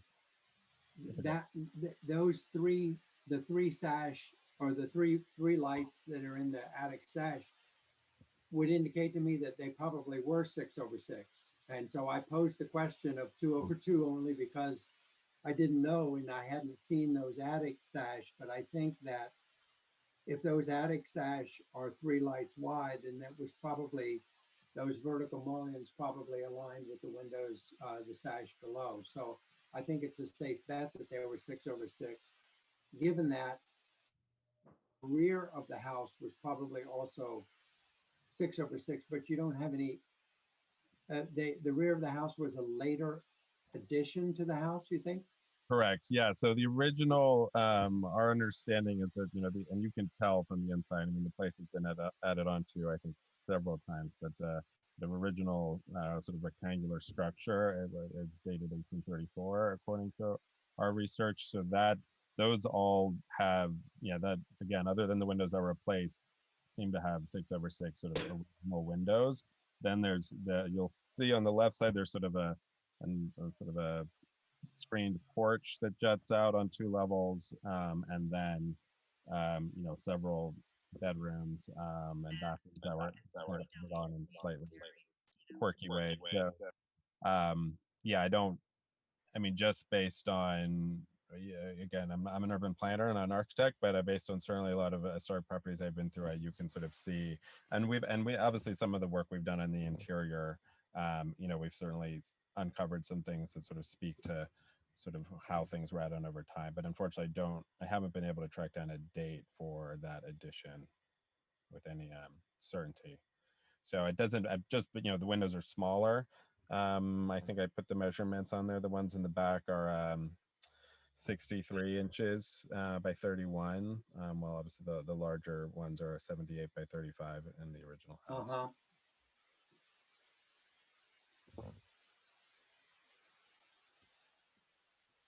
Jeff, Yeah, here Yes. just to refer back to your comment, 6/6, I think is understood on the most of the house except that back Yeah. addition. I don't know how much even visibility there is of that. I'm not trying to be disagreeable, but I don't actually have an opinion whether they be 2/2 or 6/6. I mean, I think it's possible if it was a later edition, they may have used 2/2. Okay. And consistency of those two building periods isn't important because they're possibly two different windows. Good. So I'm cool with 2/2 in the back. I was what I'm wondering saying. if you had any hard physical evidence of it. Okay. Thank you. Mhm. Anyone else?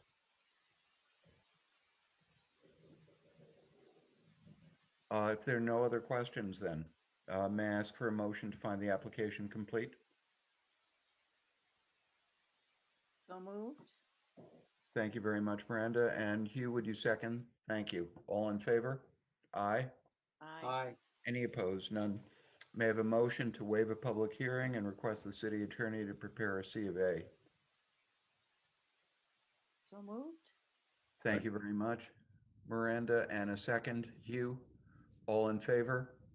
Aye. Aye. Are there any opposed? None. The application is approved. Stay in touch with Craig, and thank you. Will do. Thanks very much. If I got this right, I believe the next application up is 212 Union Street.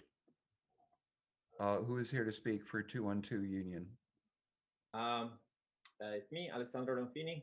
I'm helping the applicant who's also connected. Franklin Mattei is the owner of the building. Thank I you, work for the Alessandro. architecture firm Design Renovation. So I'm going to share my screen.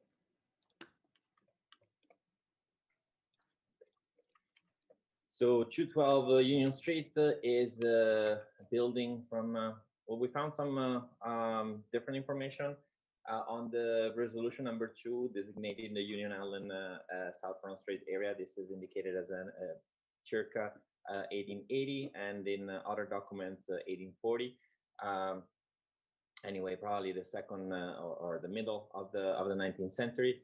It's a two brick story building. It's on 212 Union Street. It's directly across the street from the General Wharf House, which is a landmark building, and on the side of the St. Nicholas Ukrainian Church. The building, it's a two-story building with a cellar. Currently, the building is bricks that are painted this dark gray, greenish gray, kind of undefined color to be honest. And the building, it's a brick building again, two-story, with a wood frame addition in the backyard that you can see in the pictures here. What we are proposing to do with the building is a renovation of the facade. So we look at the exterior of the building. The bricks, we have reason to believe that the bricks have been painted relatively recently. So probably in the 80s or 90s, judging from the fact that there's only one layer of paint that we could identify, except for some patching that you can see in the back building that was clearly painted after the fact with a similar but non-matching green color. The paint that was applied, we think is a transparent paint. So the problem is that the bricks behind the paint are actually deteriorating, and you can see that happening in particular in some areas that we see that are prone to get wet more than others, so like around the gutter from the roof in the back addition, in the back of the building.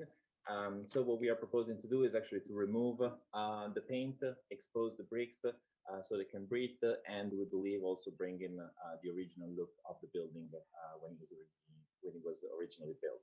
So the idea is to use PLOA 7. It's a natural product, non-toxic, that is generally used. It's the standard for historic renovations. It's a product that gets applied on the bricks and then peeled out, and with it is going to remove the paint currently covering the bricks. We're going to repoint the bricks as necessary and expose the facade that is underneath. Together with that, we would like to repaint all the finishes of the house with a dark with a black color.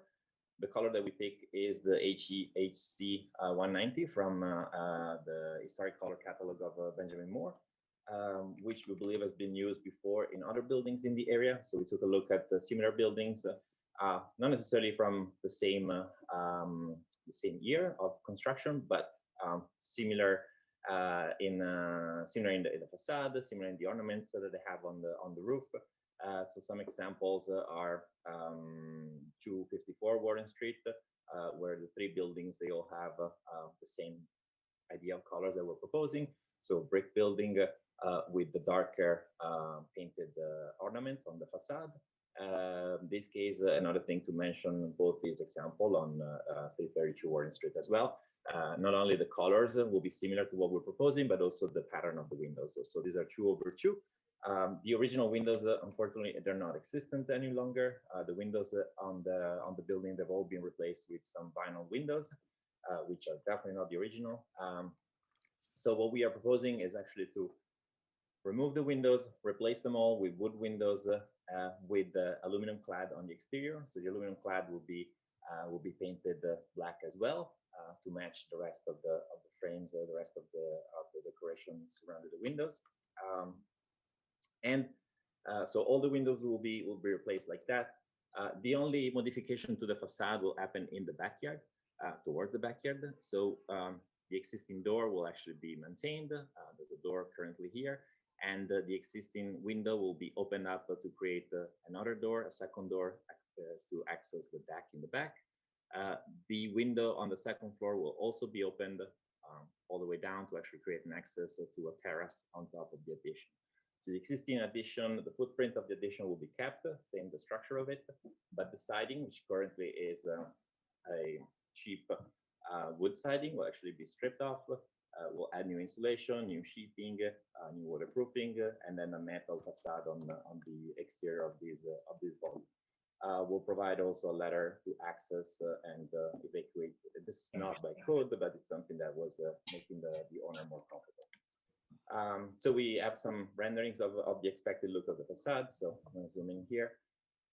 So the current building with this block in the back with this wood siding that is in poor condition that needs to be stripped out, and the proposed elevation. So as you can see, this door will be kept and actually maintain the full height of a full 8 feet tall glass door, sorry. And then this other window will be, the base of the window will be demolished to actually open up a second door towards the deck.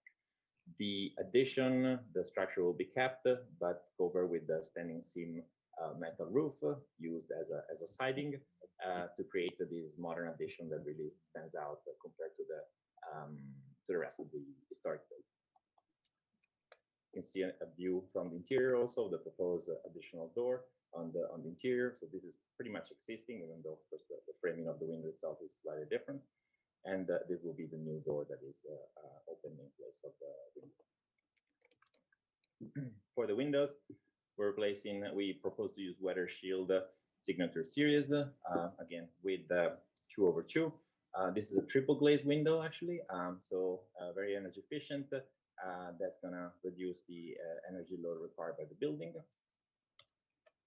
For the cellar windows, we're proposing to replace the existing siding, the existing vinyl windows with similar vinyl windows from, in this case, These windows are from Outside, the Outside Metal. It's an Energy Star rated window, so in this case, improving the energy efficiency of the building. The entry door, the idea is to preserve the existing door. This is an original wood door. So we want to strip the paint, repaint it to match the rest of the colors that we are applying onto the building.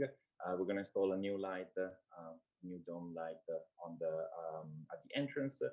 We're going to keep the original glass. We're just going to have route on the edge of the window of the door a new weather seal, so that the door will be so that the interior will not suffer cold drafts and water leakage.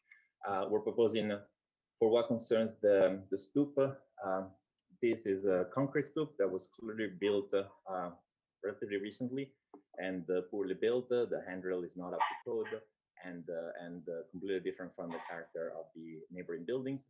So we're proposing a minimal handrail, black and steel, very simple as a reference on the side here, that is not mimicking the traditional ones, but it's repeating a similar pattern of vertical straight lines. Last but not least, the roof. So the roof also has some pooling and some leakage. So we propose to replace the roof. You can see some picture of the existing condition. So it's a roofing membrane right now that has been poorly executed. So there's several pools on the top of it. Some of them leaked over time. So we're proposing to replace it with a PVC roof that's going to match the same color. So continuous membrane. There are no curves or anything like that at the edges. And last but not least, we would like to install solar panels on the roof. So there are similar examples in the neighborhood of solar panels.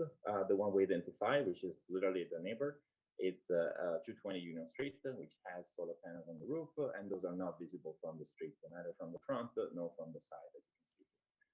This is a preliminary pattern of the solar panels that we propose for the roof, and that's it. I don't hear you.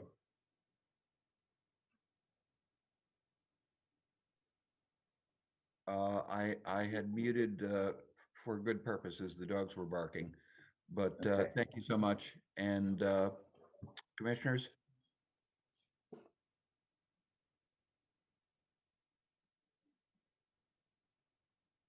I have a question about the rear arched windows. Well, first of all, let me say this is a very nice application, really terrific presentation. Love your graphics and your explanations. Really very, very good, super helpful. And it's really a handsome, overall, very, very handsome proposal. I just have a question. In this view, you see that the original brick arched openings in the rear addition are openings for the windows and doors are arched, but in your rendering, they're shown as flat, and your doors are shown as flat. Doors and windows, the head trim and the glass and so forth. It's interesting.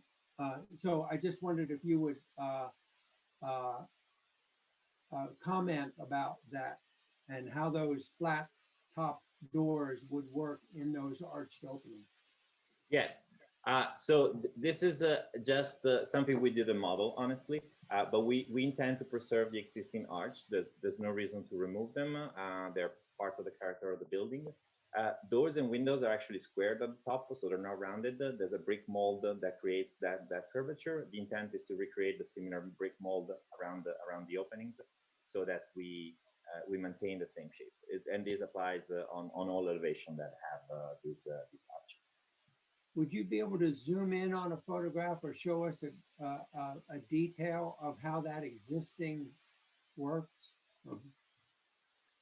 Yeah, so well, it's a brick mold so it's a wood profile that is shaped to the arch, and it's cut curved at the top with the same curvature of the brick arch, and then cuts straight and then sits onto vertical. These are approximately a 2x2 square wood square that it's in the face. It's installed on the face of the window, so the window is positioned behind that.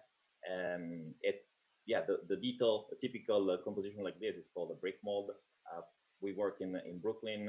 We find a lot of those in the city in townhouses that have approximately the same age. So it's a way. This is not something that has been changed. We believe it's not something that has been changed when these windows were installed. We believe this is something original. The wood is actually pretty old that frames these openings, and it's simply driven by the fact that creating a curved glass was a much more expensive manufacturing process and not ideal in the case of a double hung window. So this was a transitional component between the arch top, which of course understood. Structurally maintaining this. Do you believe that these second floor windows, the 2x2 windows, are they original to the house? Well, no, the windows. Replaced? The windows have been replaced. Yes, these are vinyl windows, so definitely not original. Right. So these windows look like they're smaller than the original opening, but am I seeing evidence of? I'm gonna open a window, a picture here. Yeah. So you can see it in this picture. Give it a second. Okay. So the window is here. This is the brick mold that I'm talking about. So this is a 2x2 wood component. Generally, it's cedar that is used on the exterior. So the window is simply installed from the back, and what this is for is to protect the caulking that was used between the bricks and the window itself. Yeah, I understand. So this we believe because of the condition of the wood, we believe this is original. The window definitely have been replaced with vinyl windows, probably in the 90s or early 2000s. Okay. So we're gonna preserve that. We're gonna keep that wood. We're gonna fix it as necessary, sand it and repaint it to. I see the shutter hardware on this photograph on the right-hand side of this opening. Is that shutter? Where is that shutter hardware? Do you have another detail? Is that mounted on the where? How is that mounted? Honestly, I don't know if it only exists in one condition. I believe that's the only place where I found that. I'm not sure if it's for that or if it was something holding some sort of cables going up to the roof or some other sort of structure. Because it's not even at the bottom of the window. It's really just at the top and just in this. Not that it really. I think that these windows, when these vinyl windows were installed, that brick mold, that wood that you see around it, was probably installed at that time. I doubt that detail is old. I think that there was probably another detail there, but it's obviously gone. So you're going to be installing new 2x2 windows, replacing these vinyl windows with,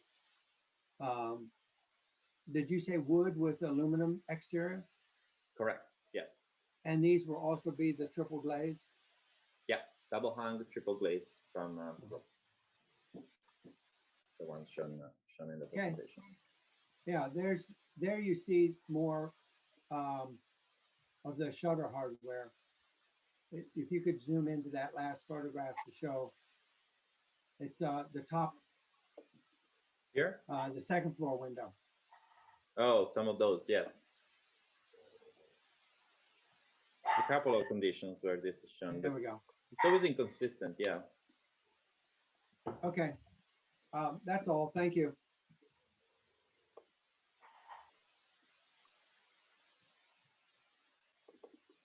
Thank you.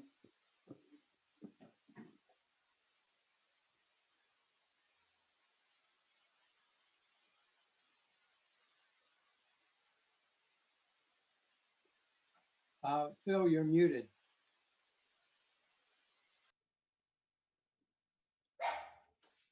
Forgive me. The dogs continued to bark. May I have a motion to find the application complete? Hugh, Motion. thank you. And a second, please? I don't see anyone. Miranda, thank you so much. All in favor? Aye. Aye. Any opposed? May I have a motion to waive a public hearing and request city attorney to prepare a C of A? I make that motion. Thank you very much, Paul. And a second, please. Hugh, thank you. All in favor? Aye. Are there any opposed? None. City attorney will prepare a C of A and the application's approved. Thank you very much, Alessandro. Wonderful. Thank you so much. Thank you, everybody. I have totally lost track of where we were. What was the previous address? Was that? 705 is next. We're up to 705. I'm sorry, say it again. 705 Warren Street. Is next? Yes, Okay, got it. thank you very much. What am I looking at? Oh, this is the wrong date.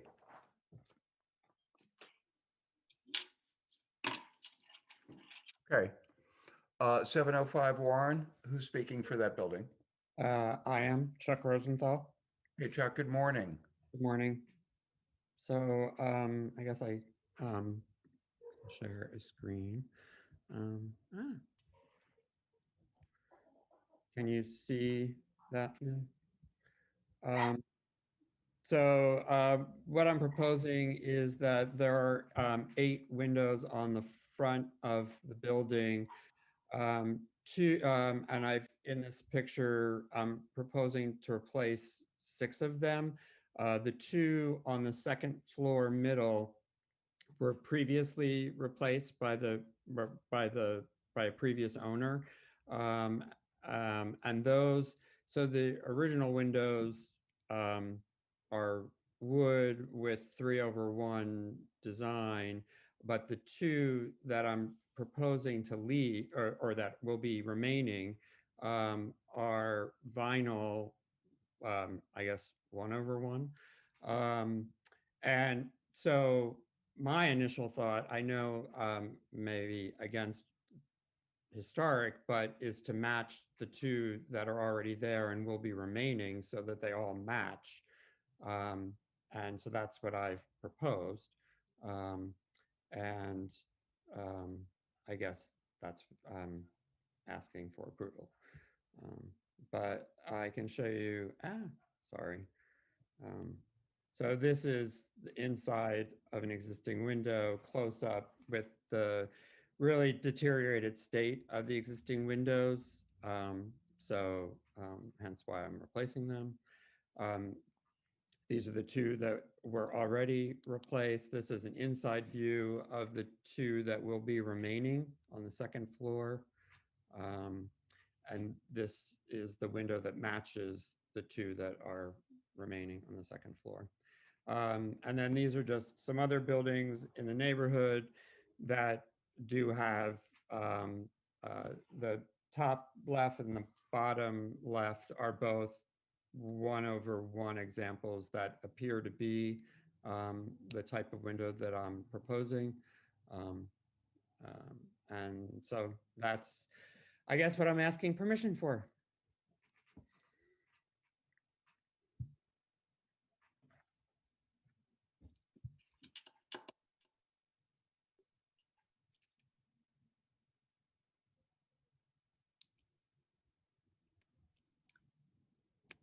Well, I'll be the one to raise the thing that it's most unfortunate that you would be replacing the historic windows with modern vinyl windows, especially in a building on Warren Street. And we do tend to pay more attention to the buildings on Warren Street because that's our main thoroughfare.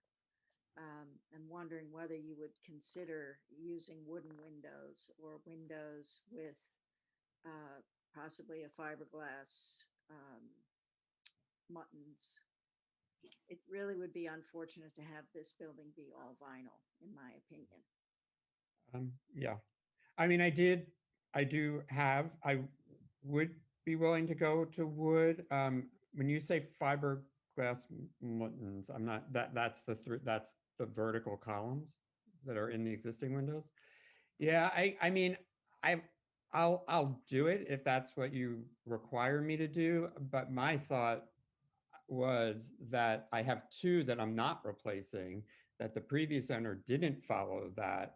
And so now I have a building that's, I don't know, to me, it's whether, I guess I'm more looking at symmetry and you're looking at trying to save something that I appreciate, but I guess it's a matter of, then I'm going to have an asymmetrical window treatments.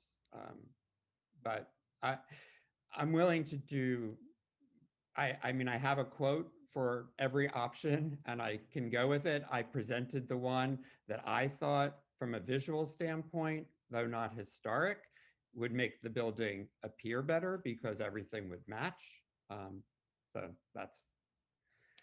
Would you consider replacing, if you're going to do 6 windows, but I mean, this is just a question of aesthetics and historic accuracy, would you consider replacing all 8 of the windows with 3/1? Well, I mean, it also becomes a cost factor. I mean, it's already like a $3,000 increase to go from vinyl to wood. So I'm already willing to go to spend that extra money, but then to do 2 more windows, I guess those windows are like $1,000 a piece. So that would be another, then I'm adding another $2,000. I mean, understood. I think that the pattern of 3/1 is also not a pattern that's appropriate to this building. I think that pattern is typically more of an early 20th century prairie style, which could have happened any time in the first part of the 20th century. So I don't think that's really an appropriate pattern for this building. I would think that we'd have access to some historic photographs of this, but my guess is that a 6/6 window is going to be a more appropriate mullion pattern than a 3/1. One of the other photographs that you showed of the street, there was 3 other buildings on the street. The one that was on the upper right-hand side is a 6/6 window, and you can see how much more attractive that is and appropriate it is to the age of the building. Those are vinyl. I asked the owner. Yeah, I think, yeah, I got that, but again, I'm just referring to the pattern of 3/1. I just think that 6/6 is more appropriate. It's interesting in this photograph that you have here, the upper left shows a 2-light attic window, which would suggest that maybe the windows below that were 2/2 rather than 6/6. Just pertaining to an earlier discussion we had about the attic windows that were 3 lights wide rather than 2. But just setting aside whether it's vinyl or wood or fiberglass or whatever, the question is the mullion pattern. I think that we should have a little bit more information about what would be appropriate for this building. When was this building built? Early 1800s. Yeah, the oldest photo I was able to find was from the 1960s, which had the 3/1. But you're saying that you think those? I haven't been able to go back further than mine. Yeah, I would say that if it's in the early 1800s, it's much more likely to be a 6/6 pattern rather than a 3/1, which again is more arts and crafts, prairie style, early 20th century. Interesting. Not a fan. And regarding the vinyl versus wood, I think that that the previously with the two center windows as vinyl. I mean, I think that that's really, I don't know if the owner of the building came before the commission to install those windows or not, but my reaction to those two windows, which are not being replaced, is that they are also inappropriate, and that, you know, whether they were approved or not, I don't know, but I'd rather, we have there's inconsistency in the building right now. And I would suggest that if it's unaffordable to replace all 6 windows and you want to replace 6 windows, replace six windows with the right windows. And then when the day comes when you replace the other 2 windows, or someone else replaces those other 2 windows, then those other 2 windows can be replaced properly. Okay. So I know, I mean, this is the first that I'm hearing about, like, so if I'm replacing them and what is the, I guess, your standards for replacing what I have? So what I have is 3/1. So is that the standard to replace what is there, or you're saying the standard is to go back to try to discover what was there prior to even what is there now? I mean, well, I think one of our standards is try to not to build on a mistake. And you know, if we have the option to make an improvement in a design work that was done that was inappropriate, then, you know, we'd like to try to foster that that work so that we don't build on previous mistakes. I think the 3/1 is an anomaly to this building, given its age. And, you know, it seems more appropriate to do a 6/6. Unless we had physical evidence, historical, if we had a photograph of this building, it's possible that they could have been 2/2. But short of that, if it is in the early 1800s, it could go sort of either way. More likely to be 6/6, but that's why having historical photographs of buildings is so helpful for the commission to be able to see what the history of the building is, and when modifications are made that are inappropriate, it's nice to be able to correct them. right. Yeah, because I think the only one I was able to find was, as I said, was one that was this one, but it's, yeah, that's dated in the 60s, I think. Yep. And it's the Firestone building, which then they were the 3/1 at that point. Mhm. But you know, it's interesting because the building where you're saying are 6/6, building to the left, which in this picture doesn't look like they are 6/6. Because I know the owner of that building replaced those, and I think he chose to put the 6/6. But so yeah, I mean, I guess I could go back and try to find an older photograph. Somewhat discouraging to me because I don't like the 6/6 personally, and it's going to be my building that I live in. But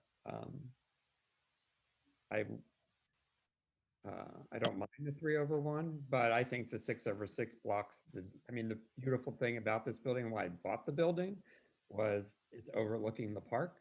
And when you're in the living spaces, you're overlooking the park, and having it being obstructed by these crisscross patterns, to me would be distracting and take away from the view. I don't know how much that plays into it, but the 3/1 obviously keeps the view open to what you're really seeing mostly out of the bottom half of the window. So I wouldn't mind doing the 3/1, but Chuck, I mean, you have a right to go forward, ask us to vote on that as configured by you. I lost track of the bidding on the discussion on the materials. Is that discussion still in play, or are we just talking the structure of the windows? Or is that resolved? Is there any issue on, I'm sorry, Chuck, you were proposing vinyl in any case for the replacement windows, is that correct, or I get that Well, wrong? My original proposal was because I'm a minimalist and I'm into symmetry, so I was proposing to match what's there, which are vinyl 1/1. I mean, the wood is more expensive. It's like $3,000. It's almost twice the price of the vinyl. But if that's what, I will do that if that's what you're, um, deciding. And then on I did get a price for the 3/1, which because I had a feeling that's what, in reading, that seemed like what you were wanting. To me, it doesn't match. I get what Chip is saying, that like fix the what, don't make a problem worse. And then hopefully at some time in the future, it gets, the other two get replaced correctly, or get placed to match the historic nature of the building. So I would do that. So the 3/1 wood versus vinyl, with waiting for your final decision on that one, I would do. I'm not thrilled about the 6/6 option personally, as I stated, but I guess, yeah, I don't know. I don't know how much is up to me and how much is up to you. John Schobel, you're good at cutting the knot. What do you think? I mean, I think the problem is the precedent, right? So we have required on warrant for people to replace with wood windows. And I guess, I mean, Chip has a opinion about what is appropriate in terms of the number of windows. So, I mean, the number of panes. Is it, I don't know. Is Chip, I guess I would turn back to you. Is 6/6 the only thing that you would consider appropriate? Is there anything else from this period? Because I don't know that we've always required 6/6, but I can't think back. Maybe it's because the building is so early. Can you just give us some color about why that formulation? Let's just tell, Chuck, it is really, I mean, we've enforced this wood requirement pretty rigorously, but I don't know that we've only given one option in the past on. May I interject, John? Yeah. This is Hugh. I understand what Chip is saying. It's his architectural opinion based on his expertise. However, in the past, while we do want to really steer the owner to wood for replacements, we also say, in terms of design, often we will discuss like for like in terms of what type of window is there. So right now, the 3/1, the older window is in place. So I think that some sort of precedent has been set to some degree. And, taking that into account, I wouldn't personally, have an issue with a 3/1 wood window, because that is in fact what is there. We've used that in the past. That's just my opinion. Okay. Thanks very much, Hugh. I just want to, Chip at one point mentioned 2/2 as an alternative, and that might get closer to what Chuck wants, which is fewer mullions, impeding the view. And it seems more in keeping with the style of the building than the 3/1. It might even be a little bit cheaper. I don't know, because it's more common. Yeah, again, I don't know whether it's possible that it could be a 2/2 or a 6/6. I just think it's unlikely that it was a 3/1. Well, then that gets us what we want, which is to give Chuck a choice, Yeah. right? So I like that. I would very much support giving Chuck that choice. And if he's gonna go through the expense of doing all these windows, and 2/2 is defensible and it gives him more light, and we get the wood window and we get a spruce up on this building on Warren Street, I think that's a win for everyone. Yep. Yeah. Chuck? Yeah. So what I'm, I agree with that's a good option. I'm Chuck, hearing, we're talking 1, 2, 3, 4, 6 windows. Yeah. 2/2 wood is the proposal. Back to you. so I want to just, I thought I heard John say that I would have the option of doing 3/1 or 2/2, or you No, saying- I said 6/6, or Chip's rationale for getting something that's closer to the 19th century seems to be compelling to me. I don't know what the rest of the room. You also heard from a different point of view, so you'd have to put that to a vote. But it seems to me that if you can do 2/2 and you get a lot of light in there, it's the same number of panes as 3/1 theoretically, and you can do them in wood, that would be grand. I would say if you can do all 8, do them, but whom, I'm not here. I don't think we can't compel you to do all 8. I guess we could deny you the opportunity to do the 6 if you don't do the 8, but I don't think that that's how we roll. So if you can do the 2/2 in wood, and then it's up to you whether you want to do all 8, it would obviously make your building look. I think that's a good option, John. have to get it requoted, see how much more that adds. But okay, so 6 windows, wood, 2/2. That's correct, Chuck. Okay, Okay. that's fine. I would do that. Have a motion to find the application complete, I'll make that motion. and a second, please. Second. Thank you very much. Well, let's approve it, but with the contingency for Victoria that he provide us with the spec for the 2/2 wood window, Understood. and that he specifies whether he's going to do 6 or 8. Understood. Okay. Thank you. Okay. And just David, to, I don't know how much is left, but I'm going to have to be gone by 1 p.m. I know we lost Victoria too, so we should move forward. We are going to request, we're going to waive a public hearing. We're going to request the city attorney to prepare a C of A and the documentation that needs to accompany that C of A for the draft C of A for approval will give us specifications on the 2/2 wood windows, and if there anything left in the discussion regarding 6/6, that'll be addressed as well. But we'll need the specification on the windows, and we can vote on that in 2 weeks. Okay. May I have a motion to ask the city attorney to move forward? I'm sorry, did someone comment? I thought we were decided 2/2 wood. What John was saying was that I should include whether I'm going to do 6 or all 8, right? Well, that would be a yes or no, and we'll extract that from you. We're going to approve it if you do 6, Chuck, I think. So you just let us know if you're going to do 6 or 8. He's saying that's an option. 2/2 or 6/6. No, 6. No. 2/2 is the window style. Oh, Wood I'm is the sorry. You're window talking about style. 6 windows The number versus of 8 windows. windows. Number of windows. Okay, I understand what you're saying. I agree. Okay. I will, May I try again? Do May I I- ask the city attorney to prepare, waive a public hearing, prepare a C of A indicating whether it's 6 or 8 windows, et cetera. We got it covered. All in favor? Aye. Any opposed? None. Approved. Chuck, Thank world you. peace. Thank you very much for bearing with. Your Thank building's going to be gorgeous. Okay. Bye-bye. Thanks.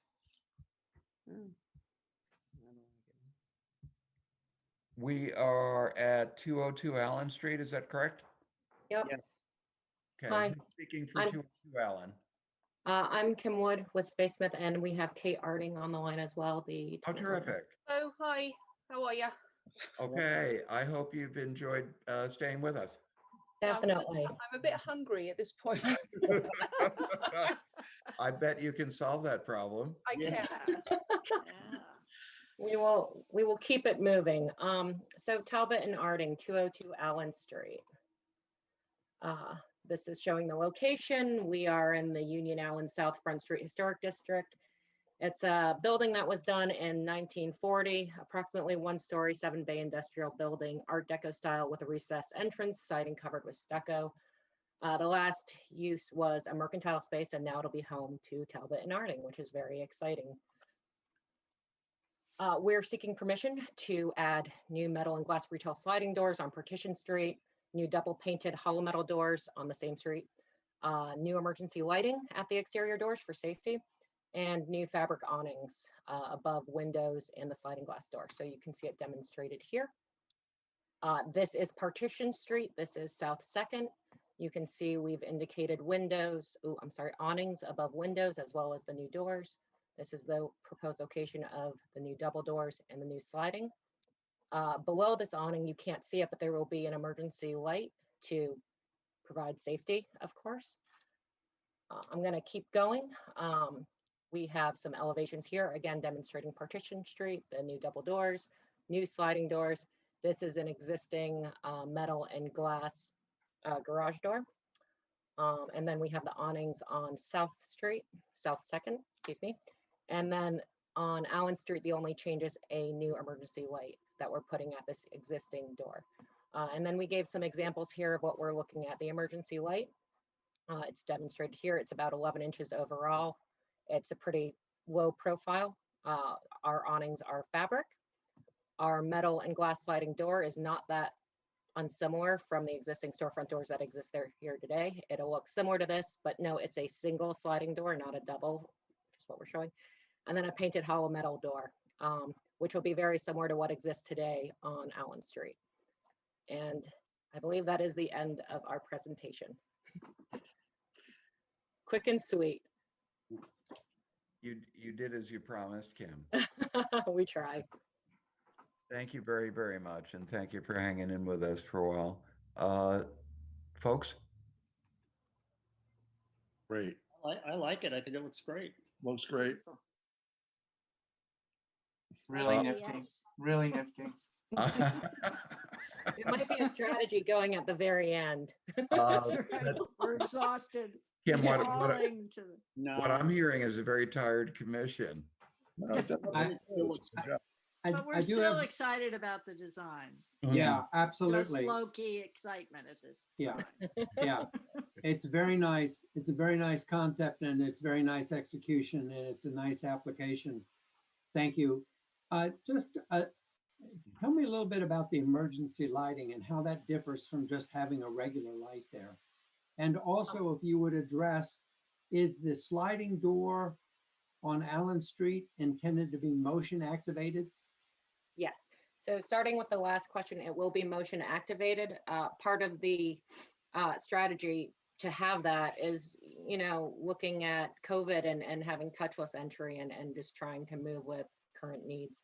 And it will, of course, have safety motion sensors so no one can get stuck in it or hurt, all those bells and whistles. Going to the emergency lighting. So that will be just connected to a battery backup. So in case the building loses lighting, whereas those exterior existing sconces on the building would not be operating, these will be lit up. And I see. So you will have regular exterior lighting at the door entrances, and that this emergency lighting is only triggered by a power failure. Yeah. Yes. Okay. Understood. You can see that. And just to be clear, the sliding door is on Partition Street, right? Not Allen Street. Yes, it'll be here. The sliding door will be here, and then the double metal doors will be located here. Oh, okay. So on Allen Street, that's not a sliding door? No, this will remain as is. It's a regular pivot door. Okay, understood.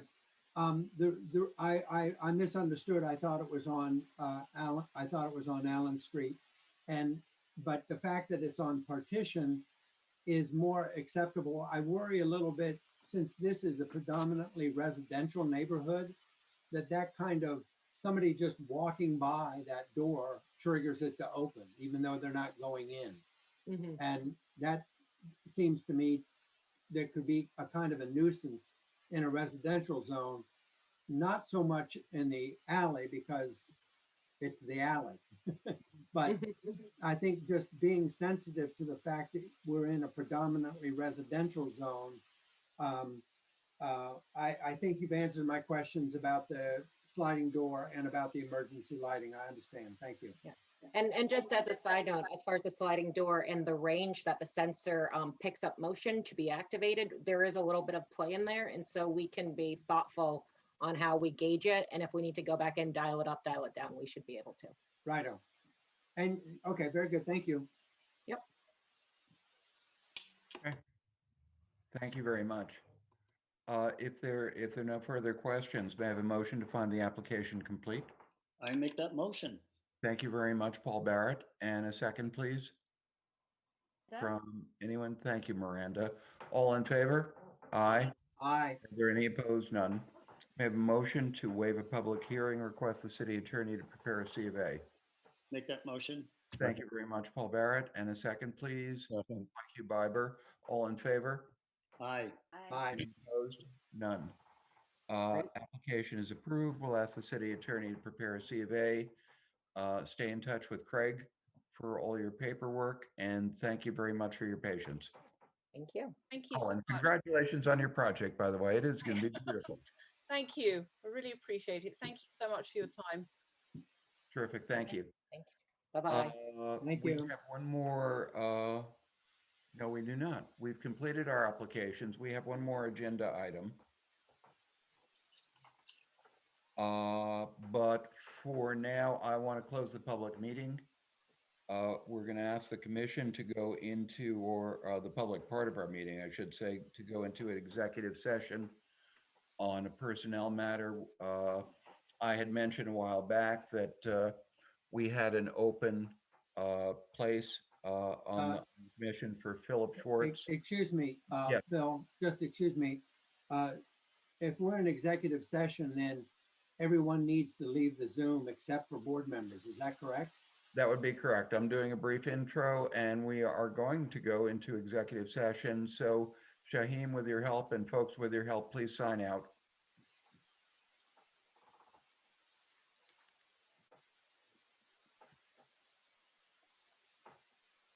Okay.